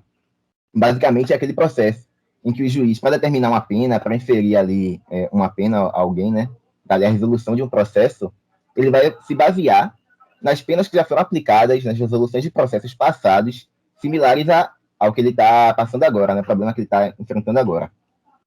E aí, com isso, ele vai ter aí uma equivalência jurídica, né? Ele vai tentar manter esse equilíbrio aí da lei para não extrapolar os limites, está aplicando uma pena muito alta ou aplicando uma pena não condizente com um crime, por exemplo, que foi cometido. Não pode passar, professor. Vou passar? Uhum. Beleza. Aí, para entender como é que o CBR vai funcionar de fato, quais são os passos que o CBR executa para conseguir fazer esse processo, né, de usar problemas passados para resolver problemas novos. Eu trouxe essa imagem aqui, e do lado esquerdo a gente tem aqui os princípios, né, que vão reger aí o nosso sistema de CBR. Então, começando pelos princípios, ó. Basicamente, o que o sistema CBR tem que ser capaz de fazer? Ele tem que ter uma forma de representar o conhecimento dele, certo? Então, quando ele passar por um novo problema, ali descobrir uma solução para aquele problema, ele vai ter que ser capaz de padronizar esse conhecimento para todo tipo de problema, ele meio que armazenar da mesma forma, representar da mesma forma. Então, tipo, todos os meus problemas são problemas de direito, então todos eu vou armazenar. Quem foi o réu, quem era o juiz que estava participando ali na ocasião, quem era o júri, qual foi o crime, todos vão ter que seguir o mesmo padrão. E esse padrão é estruturado no que chamamos de casos, né? Que a gente vai ver um pouquinho depois, mas é basicamente a forma com que o CBR armazena esses dados sobre os problemas que ele enfrentou. Aí o segundo ponto, segundo princípio do CBR, é a chamada avaliação de similaridade, que basicamente é o quê? É esse processo dele conseguir comparar um problema que ele já enfrentou, ver aí quais são as características desse problema, no caso aí trazendo aqui de novo para a questão judicial, quem foi o juiz, qual foi o tipo de crime cometido, a pena aplicada, e a partir disso, ele organizar todos esses relatos aí que ele tem, todos esses problemas que ele já enfrentou, por nível de semelhança com o problema atual que ele está enfrentando. E, por fim, a aprendizagem, que seria, basicamente, ele pegar esse novo problema que ele está passando, pegar a solução que ele escolheu para aplicar esse problema, sintetizar isso em um novo caso, ou seja, estruturar de novo ali, armazenando os dados mais importantes, e depois decidir se ele vai guardar isso aí para usar em problemas futuros ou não. Basicamente, com esses 3 princípios aí, nosso sistema CBR ele consegue funcionar legal e consegue resolver e, como vocês podem perceber aí, se autoalimentar de conhecimento, né? Para resolver problemas cada vez com maior eficácia, maior eficiência. E aí, na imagem aqui do lado, a gente tem como é que a gente vê aqui como é que esse processo é realizado. Então, a entrada do sistema vai ser um novo problema, certo? Que ele vai enfrentar. A partir disso aí, ele vai recuperar os casos que ele tem lá armazenados, certo? Os problemas que ele já enfrentou. A partir desses casos recuperados, ele vai avaliar e organizar esses casos por semelhança com o novo problema. Daí ele vai pegar o mais próximo ali, o mais semelhante, e vai reutilizar aquela solução daquele caso. Pronto, reutilizou, resolveu o caso. Daí ele vai passar pelo processo de revisão. No processo de revisão, ele basicamente vai ver, poxa, meu problema era esse aqui, eu usei a solução desse outro problema aqui que eu já tinha resolvido, e aí, funcionou, não funcionou, como é que foi? E a partir disso, dessa revisão, desse processo de teste e reparação, se for preciso, né? Ele modificar alguma coisa, dizer, não, eu apliquei a solução aqui, mas tive que ajustar certo parâmetro. Tive que dar mais um ano de pena porque ele fez também tal coisa. E ele vai decidir se ele vai reter ou não esse novo problema, né, com a solução, que no caso, o conjunto é chamado de caso. E aí pode passar, professor. Pronto, galera. Agora aqui a gente já entra já no campo do futebol de robô mesmo. Então, como vocês já puderam ver, o CBR já trabalha assim no nível mais alto, né, de programação. Então, eu não posso mostrar aqui para vocês os agentes executando no CBR, não tem como fazer isso, porque já é uma abordagem de inteligência de fato. Mas nessa imagem aqui dá para a gente entender como é que o CBR vai ser aplicado, no caso, né, quer dizer, está funcionando lá no nosso time e com os 7 plays.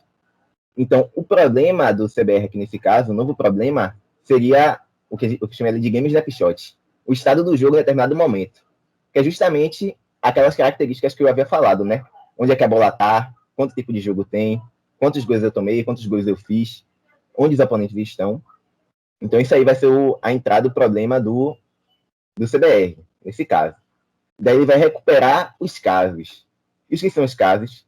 Os casos são justamente uma forma estruturada que a gente organiza o conjunto de o estado do jogo, game snapshot de problema passado, e um set play que foi usado nesse problema. Então a gente retorna aí da base, né? Recupera da base os conjuntos estado do jogo, set play, estado do jogo, set play. Beleza. Recuperou tudo. Aí a gente tem um algoritmo que ele vai fazer a avaliação desses casos. Vai fazer justamente aquilo lá que eu tinha mencionado, de tipo, avaliar o estado do jogo, no problema, no caso, com o meu estado do jogo atual. Como está o jogo agora. Além disso, ele também vai avaliar aí se o set play utilizado, né, resultou em sucesso, se os agentes conseguiram fazer o set play certinho e até o final. Quantas pessoas participavam desse set play, né? Se era um set play com muitas pessoas, com poucas pessoas, dentre outros parâmetros que daqui a pouco a gente vai ver melhor. Daí, avaliar esses casos, ele vai escolher o melhor set play, o que ele considera ser o melhor set play para esse problema. Escolheu, pronto. Passou pela parte de reuso. Daí ele vai para a revisão. A revisão, no caso, vai ocorrer depois que ele já executou o set play, depois que o time já fez ali os passos que eles conseguiram do set play. Toquei a bola para tal jogador, chutei pro gol. E aí vai vir o processo de revisão. Que ele vai avaliar justamente isso. O time conseguiu usar o set play todo, cumprir todos aqueles passos lá que já explicou. Não conseguiu? Conseguiu.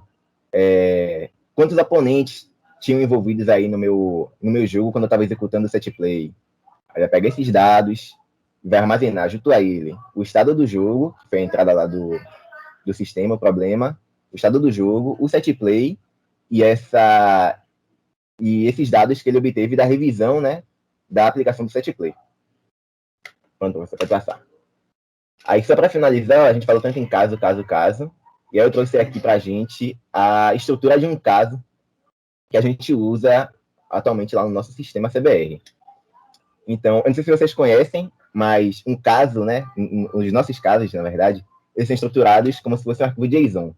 Não sei se vocês conhecem ainda, já conhecem, na verdade, mas basicamente o que a gente tem é um conjunto de chave e valor, ou seja, o nome de uma característica e, de fato, a característica, certo? Por exemplo, a gente tem set play ID. Set play ID seria a identificação do set play que ele usou para a solução, que é o menos 17 nesse caso. A gente poderia ter outra chave aí chamada cor. A característica é cor. E o valor dessa característica, por exemplo, é verde. Esse é um exemplo. Mas, além disso, a gente considera a região em que ocorre o set play, certo? Aí a gente tem aí as áreas a transversal, longitudinal e radial, em que ocorreu o problema. Aí são as características do problema. O game mode do problema, ou seja, qual era o estado do jogo quando o problema ocorreu. O jogo pode estar ali em situação de bola parada, que é o início da partida. Pode ser aí um escanteio, uma lateral. Isso é o chamado game mode. O adversário que a gente estava enfrentando, nesse caso, o FC Portugal. E a gente tem outros parâmetros também, como o número de oponentes, a distância dos jogadores na partida, para a posição que eles deveriam ter no set play. E daí vem já as características daquele processo de revisão. A gente vai verificar aqui quantas vezes esse caso já foi usado, esse set play já foi usado nessa situação, quantas vezes isso resultou em sucesso, quantas vezes foi utilizado nesse mesmo jogo e quantas vezes resultou em sucesso nesse jogo, e qual a taxa de sucesso quando eu uso esse caso. Então, essa estrutura toda aí forma um caso, e é isso aí que o CBR vai utilizar para comparar com o problema atual e decidir se ele vai escolher esse caso aí para ser recuperado e ter essa solução reutilizada no problema, ou se ele vai utilizar um outro caso que ele considere melhor. E é isso. Beleza, Vitor. Complementando um pouco aí, essa parte aí, justamente como eu falei, depois que a gente tiver uma grande base de set plays, a gente está começando a construir essa base agora, enquanto o Vitor está concluindo essa parte, ele inclusive modificou esse algoritmo, os parâmetros do algoritmo CBR, os critérios que a gente está utilizando, ele melhorou esses critérios em relação ao que já tinha no framework lá de Portugal, que é um resultado que vai sair na contribuição da próxima publicação aí de Vitor, e a gente vai juntamente aprendizagem por reforço com o OpenAI e o CBR juntos, a gente vai juntar as duas coisas para poder pegar uma grande quantidade de casos. Primeiro a gente vai aplicar um outro método de aprendizagem fuzzy, que é o fuzzy clustering, que é o fuzzy semins, para agrupar esse conjunto em grupos menores, né?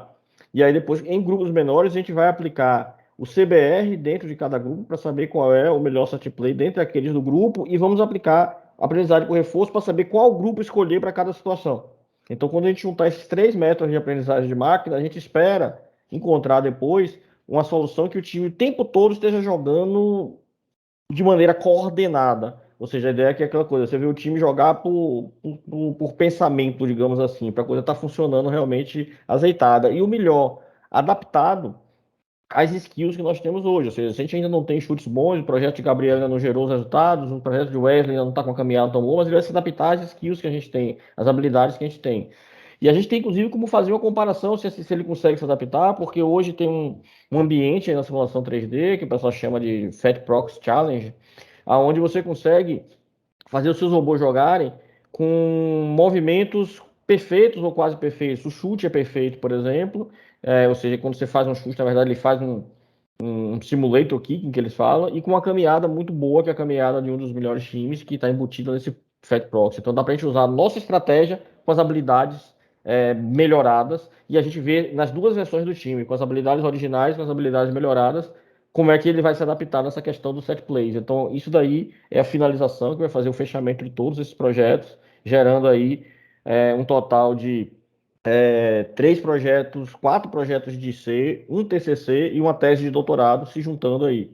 Ainda tem uma dissertação de mestrado também que está para ser defendida agora em outubro, que é de Raoni, né, que a professora Ana Patrícia está orientando, porque aquela ferramenta ali, o S-Planner, durante todo o processo de desenvolvimento, que a gente teve que modificar aquelas ferramentas várias vezes, a gente tem um grande esforço de desenvolvimento ali. Então, o projeto que está sendo concluído por Raoni agora é para fazer geração automática de código, para que a gente possa usar o interface para especificar novos comportamentos que a gente quer que o S-Planner passe a ter, e ele gera automaticamente o código necessário, tanto no S-Planner quanto no framework, que já se explicou lá, permitindo que a gente consiga, num espaço de tempo muito mais curto, a criar novos comportamentos para esse ambiente. Então, isso também é uma solução que está sendo desenvolvida como uma dissertação de mestrado, né, e que vai ser defendido agora, possivelmente no mês de outubro. Então, a gente está também com vários projetos convergindo para terminar essa coisa agora. E aí, com os resultados desses projetos, a gente vai tenta subir de patamar na qualidade do que a gente tem de material de pesquisa, que é o time de futebol de robôs nosso,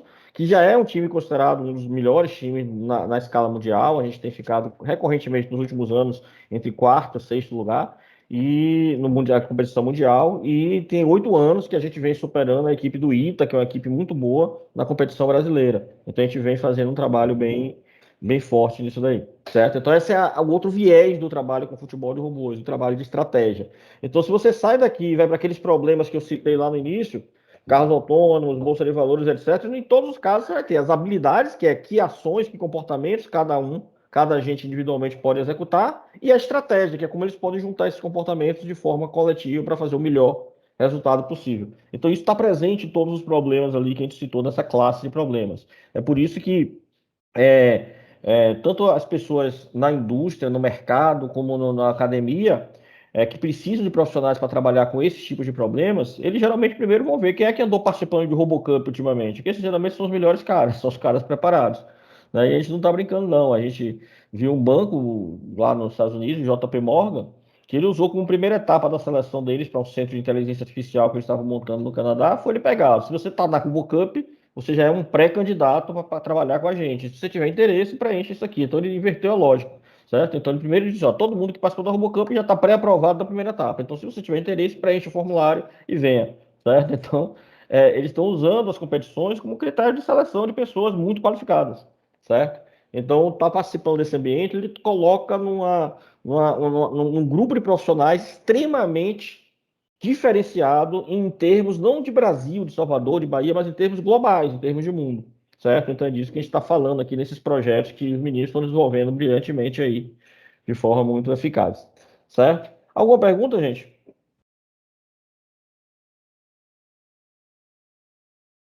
Eu fiquei animado para me inscrever. A conclusão é essa aqui, ó. É exatamente ensinando como é que se escreve. Exatamente por isso que eu coloquei a conclusão assim. Né? Basicamente tem esse site aqui. Se vocês forem naquele link, aquele Linktree, lá vai no site do Bahia RT, que é esse daqui. Você vai chegar aqui também, ó. Lá no site do Bahia RT você vai ter essa caixinha aqui, ó, processo seletivo.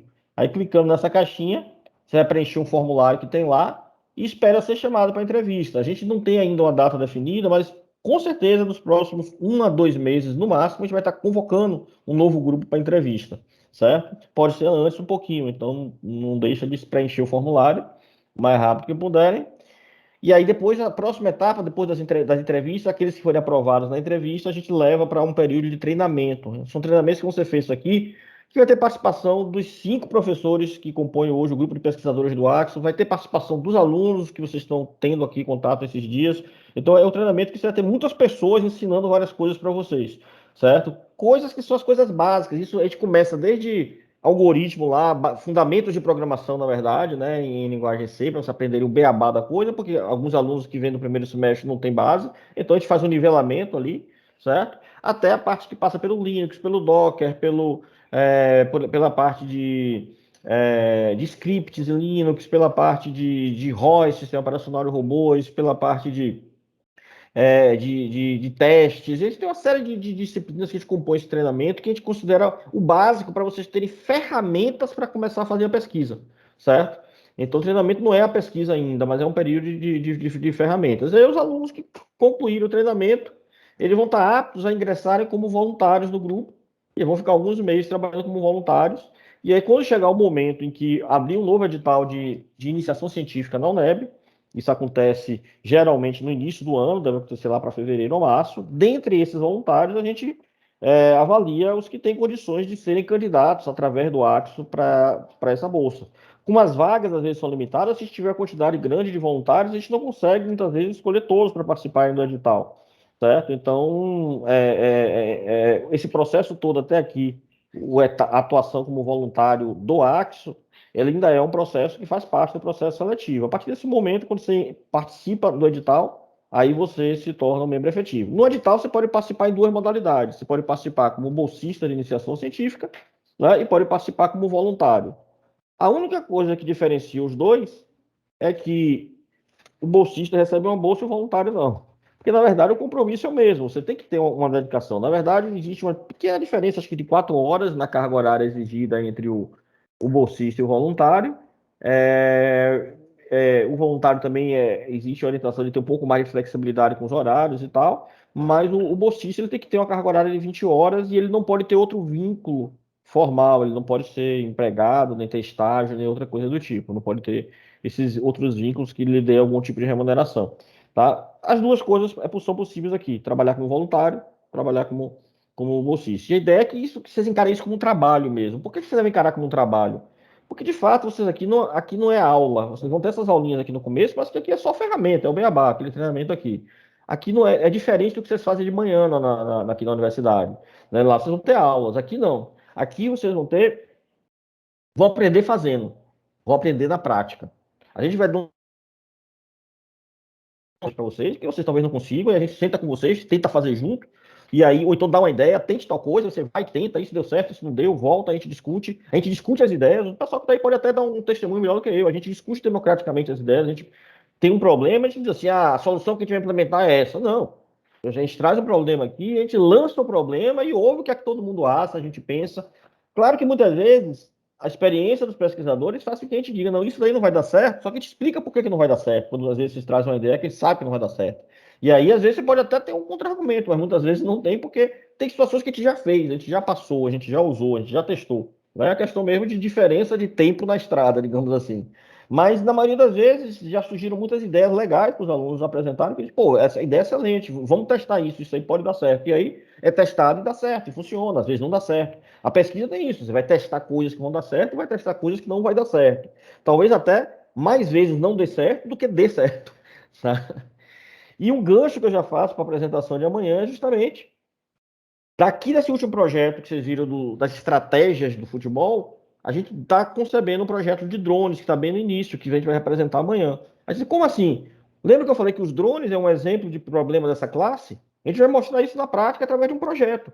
Então a gente vai construir essa mesma ideia do set plays, só que para drones atuando no ambiente, a princípio no ambiente de plataforma de óleo e gás, porque a gente está aproveitando que existe um desafio patrocinado pela Petrobras na Competição Brasileira de Robótica, que a gente vai estrear nesse desafio esse ano, e a gente quer utilizar esse desafio como mote para a gente desenvolver esse trabalho da cooperação entre drones, usando esse mesmo conceito de set play que a gente tem aqui. Então a gente quer levar o resultado que a gente já tem essa pesquisa para lá. Tá? Nesse primeiro momento, a gente ainda não está levando esse resultado do set play, mas a gente está fazendo o beabá do drone para a gente dominar o ambiente dos drones, ainda usando o simulador Gazebo. Também estamos indo atrás de fontes de financiamento para adquirirmos alguns drones, para que depois que a gente conseguir consolidar essa pesquisa com o simulador, a gente poder levar isso do simulador para os drones reais e fazer isso no ambiente real, certo? Até porque quando passar a pandemia, a competição lá deve voltar a ser no ambiente real com os drones. Então, a ideia é que a gente use os drones como uma continuidade desses projetos aqui do futebol de robôs. Inclusive, comprovando aquilo que a gente sempre fala nas nossas apresentações. Olha, pesquisa que você faz aqui, você aplica em várias outras áreas, certo? Uma formação diferenciada e essencial. E como eu digo para vocês, a gente falou lá na apresentação da semana passada, lá no encontro lá de pesquisadores, fazer esse tipo de pesquisa que a gente desenvolve aqui no Axo, realmente torna vocês, quando saem daqui da universidade, profissionais muito acima da média dos profissionais de graduação, os profissionais graduados, não só no mercado baiano, mas no mercado brasileiro e mundial. Então, vocês, de fato, conseguem se colocar em vários lugares. Nós temos contatos muito fortes, em nível até de amizade mesmo, com pesquisadores importantes na Alemanha, nos Estados Unidos, em Portugal, certo? Em vários lugares do mundo. E é muito fácil, alunos, por exemplo, o Jadson só está esperando ele terminar a graduação dele, que ele está demorando muito para ele fazer o mestrado dele em Portugal, certo? Então, se ele já tivesse terminado, ele já estava lá, certo? Mas é mais ou menos isso, a gente encaixa as pessoas nos lugares porque as pessoas conhecem o nosso trabalho, não é porque elas nos conhecem, não é porque elas são nossas amigas, elas também são nossas amigas, mas elas conhecem a qualidade desse trabalho que é desenvolvido aqui, elas sabem que os alunos que estão conosco são alunos diferenciados, e que ao invés de ela ficar lá tendo que entrevistar gente, testar para ver se o cara consegue dar conta do recado ou não, aí um não dá certo, outro não dá certo, ela diz, eu já vou nesse aqui que esse daqui vai dar certo, certo? Então, participar disso aqui vai levá-los ao diferencial, mas também só vai levá-los ao diferencial se você participar de fato, se você dedicar horas úteis da sua vida para isso aqui. A gente sempre brinca, olha, enumere 5 coisas mais importantes da sua vida. Se sua iniciação científica não conseguir entrar entre elas, você não vai tirar o proveito que você poderia tirar dela, certo? Ou seja, você não vai chegar nesse patamar que a gente está dizendo aqui, certo? Então, se você consegue colocar isso aqui entre as 5 coisas mais importantes da sua vida, né? E a gente coloca assim, porque obviamente tem coisas com as quais a gente nunca vai competir, a gente não vai competir com família, com uma série de outras coisas realmente mais importantes, né? Mas se não consegue estar entre as 5 coisas mais importantes, é porque você não está dedicando a atenção suficiente. E você não vai me prejudicar, nem a Josemar, nem a Ana, nem a Jorge, nem a Robson, nenhum dos pesquisadores. Você vai só se prejudicar, porque você não vai conseguir beber dessa fonte tudo que ela tem para lhe oferecer, certo? Então, pense que esse é um momento da vida de vocês que vocês estão dedicando a investir no futuro de vocês. É isso que vocês estão fazendo aqui, certo? Então, é disso que nós estamos falando. Então, agradeço aí a atenção. Se alguém tiver perguntas, os alunos estão à disposição, nós estamos à disposição, todos nós.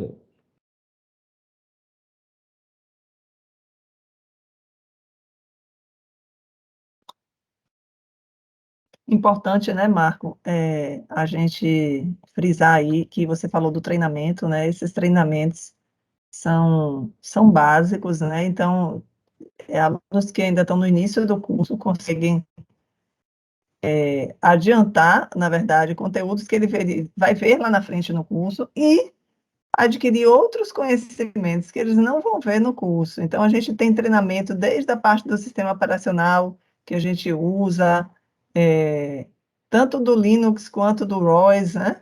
Lá no caso da robótica. A gente tem treinamento de programação, de introdução à programação orientada a objeto, até coisas como como usar ferramentas como o Docker, como o Bitbucket, né, que a gente usa para o controle de versão.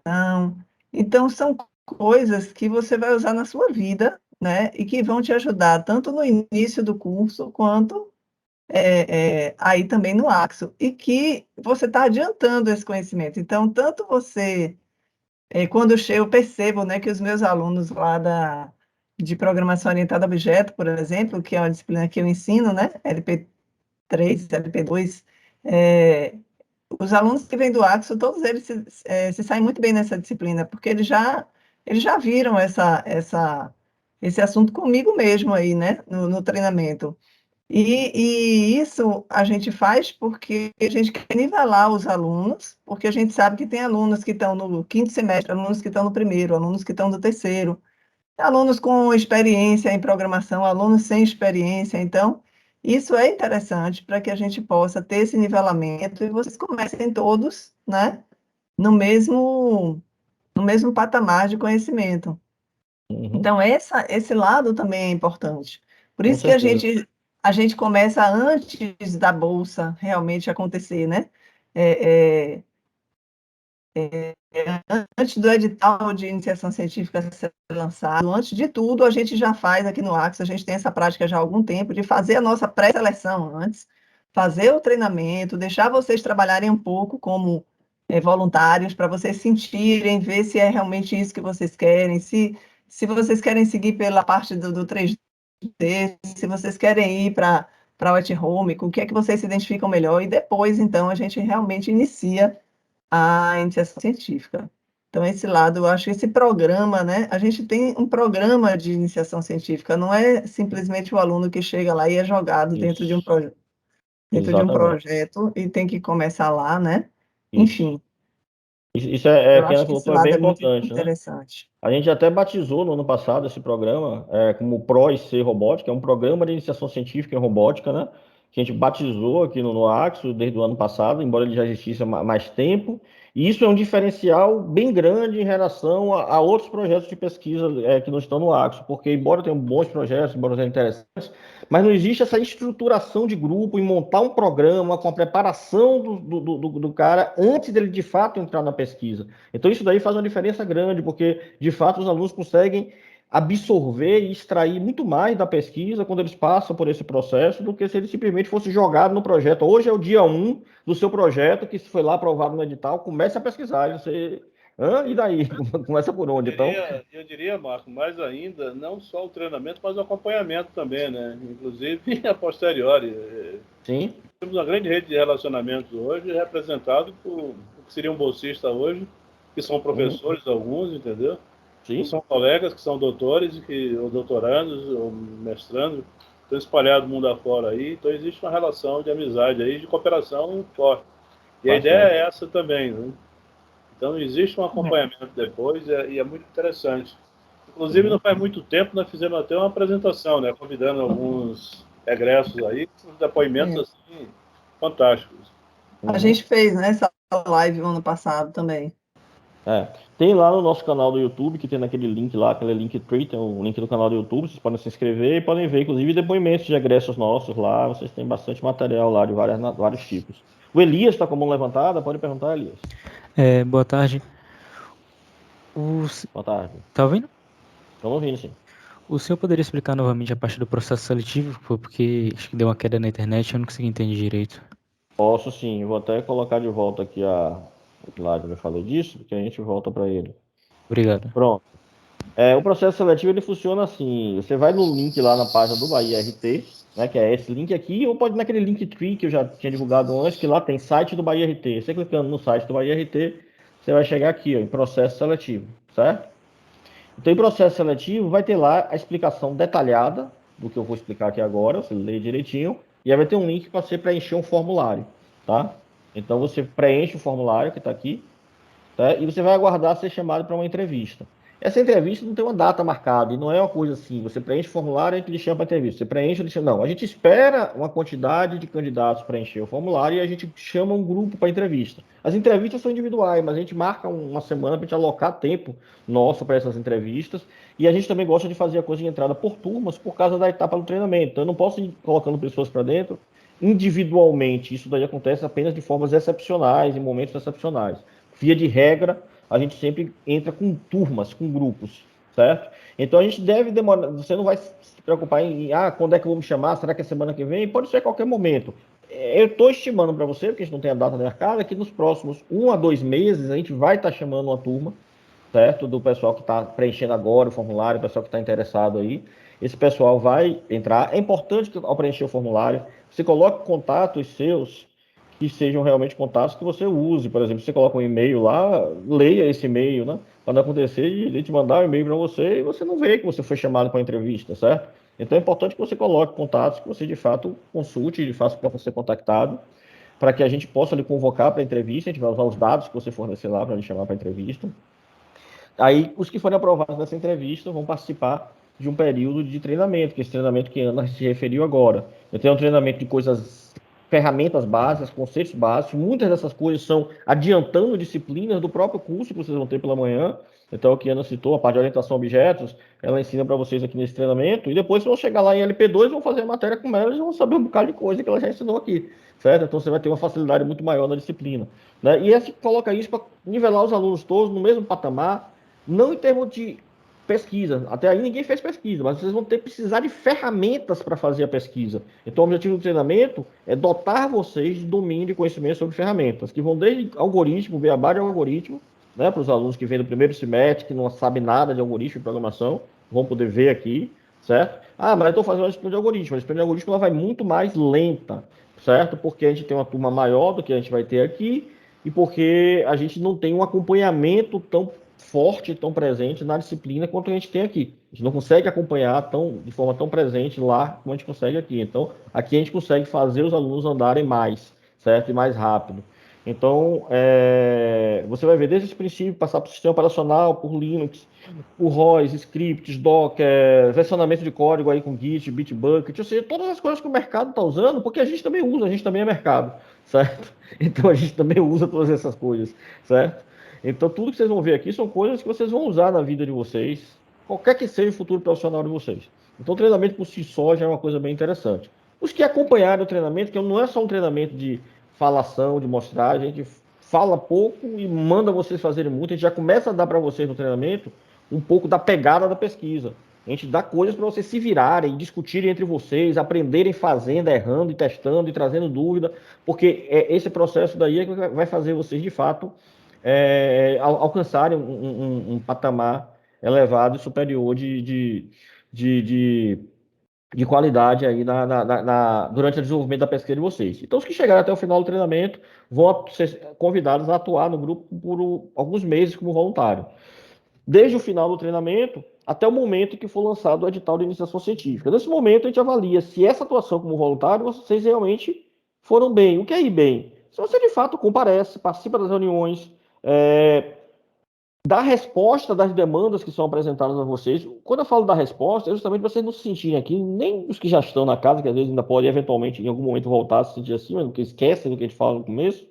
Não se sentir cobrado no sentido assim, olha, o professor me pediu para fazer isso, eu não consegui, eu tentei, mas não consegui fazer, então, pô, eu tô fraco, ele vai me reprovar, não vai tirar aqui do grupo porque eu não consegui fazer. Não. A gente só talvez lhe chamasse para perguntar se realmente você quer continuar ou não, se você não tentar. O problema aqui não é não conseguir fazer, o problema aqui é você não tentar. Ah, eu não tive tempo para tentar. Aí você está no lugar errado, porque você está perdendo tempo. Você está fingindo, você não está enganando ninguém, porque ninguém aqui está sendo enganado, nem tá sendo prejudicado. Né? Eventualmente, quando o seu projeto tem a ver com o projeto do colega, você prejudica o seu colega, porque ele estava esperando que você pelo menos tentasse fazer e você não tentou. Né? Mas o problema aqui não é não conseguir, o problema aqui é não tentar. É só isso que pode ser um problema. Então, se você sempre tentar, você sempre vai estar sendo um bom voluntário, um bom bolsista. Né? Em algum momento, quem sempre tenta, consegue. E claro, quando eu falo isso, que você tentou e não conseguiu, você vai dizer, olha, eu fiz isso, mas aconteceu isso. Aí tem coisas que a gente vai olhar assim, é isso, faça assim, assim, eu vou dar outra orientação. Você vai lá tentar, agora deu certo. Então, o processo é assim. Você não vai conseguir fazer as coisas de primeira. Tentou, errou, pegou orientação, tentou de novo, errou, mas já melhorou alguma coisa, pegou uma orientação. Depois de vários erros e recebendo orientações e errando e tentando, aí consegue, funciona. Sempre funciona no final, sempre dá certo no final, certo? Então, esse é o processo. E é esse tipo de atitude que a gente quer ver nesse período de voluntariado, certo? Para aí a gente poder chegar e dizer no final, quando sair o edital, olha, a gente quer que você seja um candidato nosso do Axis para participar, ou como bolsista ou como voluntário, aí a escolha é sua, certo? Se você quiser pleitear a bolsa, você vai buscar a bolsa. Se você quiser entrar como voluntário, você vai entrar como voluntário, certo? Nós estamos trabalhando aí para que o próximo proretor de pesquisa mude lá o limite de voluntários do edital, porque inclusive se mais alunos quiserem entrar como voluntário e já tiverem sido aprovados nas etapas anteriores, a gente conseguir botar mais voluntários aqui no edital. Mas eu soube que vai ter um proretor aí que vai resolver isso. Ok? Esclarecido, Elias? Ficou claro? Sim, obrigado. Tá. Tem mais alguma pergunta, gente? Gael tá com a mão levantada, pode perguntar, Gael. Ô, Marco, você comentou do voluntário, você falou que nós temos dois programas. Tem um oficial da UNEB e Isso. quando resolve a gente trata... Como voluntário do Axo, ele continua como voluntário do Axo, até que tenha uma vaga no de La UNEB, se não tiver antes, né? Diga, Gael. Boa tarde, consegue me ouvir bem? Conseguimos, sim. É importante frisar esse ponto em relação ao treinamento e ao apoio relacionado aos novatos. Inclusive, na Home, temos 3 novos integrantes e eu faço parte desse grupo. Ainda não tivemos a oportunidade de ter esse treinamento, né, de 3 meses, mas o apoio de tirar as dúvidas, de perguntar dos erros que já existiram, né, a gente tem uma lista que é um grupo que todo mundo apoia o outro, né, que compartilha as dúvidas. É possível mandar uma tela, uma imagem, um print, na verdade, né, até para pedir uma ajuda, um socorro, em alguns casos que acontece mais um socorro, né. Uhum. São muitas tentativas que às vezes dá certo realmente de primeira, mas normalmente dá mais errado do que certo. Então, aqueles que desejam entrar, eu particularmente senti uma facilidade muito grande em pegar a matéria de algoritmos, que eu tive a infelicidade de perder de primeira, mas graças a Deus consegui recompensar até com a nota maior do que eu esperava que teria no final do semestre, não que deveria, até porque eu consegui sincronizar nesses 3 meses que eu estou aí praticamente aqui na Axo, como faço parte como bolsista, mas aí estou nesse treinamento, né, nesse acompanhamento com vocês. Então aí vocês que estão ouvindo e que desejam entrar, o medo vai sumindo nas primeiras semanas, a habilidade de mexer na máquina vai começar a ficar mais fácil mesmo. Eu consigo pegar a linguagem C que o professor se referiu e que é a minha matéria recente, e já consigo ter um domínio disso. Vale a pena, gente, tentar se inscrever, falar para os amigos.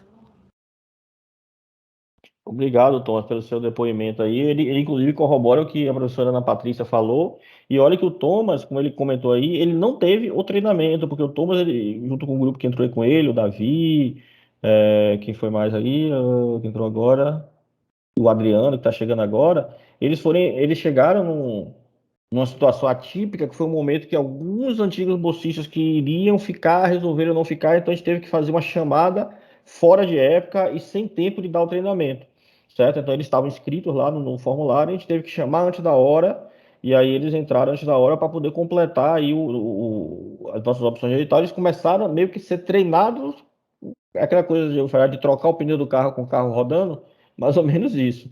Daí mesmo assim, ele já teve em pouco tempo, em 3 meses que ele está aqui, ele já conseguiu perceber o benefício que isso levou para as disciplinas, inclusive que ele teve dificuldade antes. Lá, então, isso mostra como de fato o que a Ana Patrícia falou aqui não é propaganda, não é marketing, é verdade, né? E sim, você, inclusive o Thomas e os demais, vão inclusive participar do treinamento junto com o pessoal, né? Porque acho que vai ser útil para vocês, né? Vocês vão consolidar e ver algumas coisas que vocês talvez não tenham tido a possibilidade de experimentar. Vocês também vão participar junto com os novatos que entrarem aí nessa próxima turma de treinamento, né? Para consolidar aí a formação de vocês. Mais alguma pergunta? Mais alguém quer levantar algum ponto, comentar alguma coisa?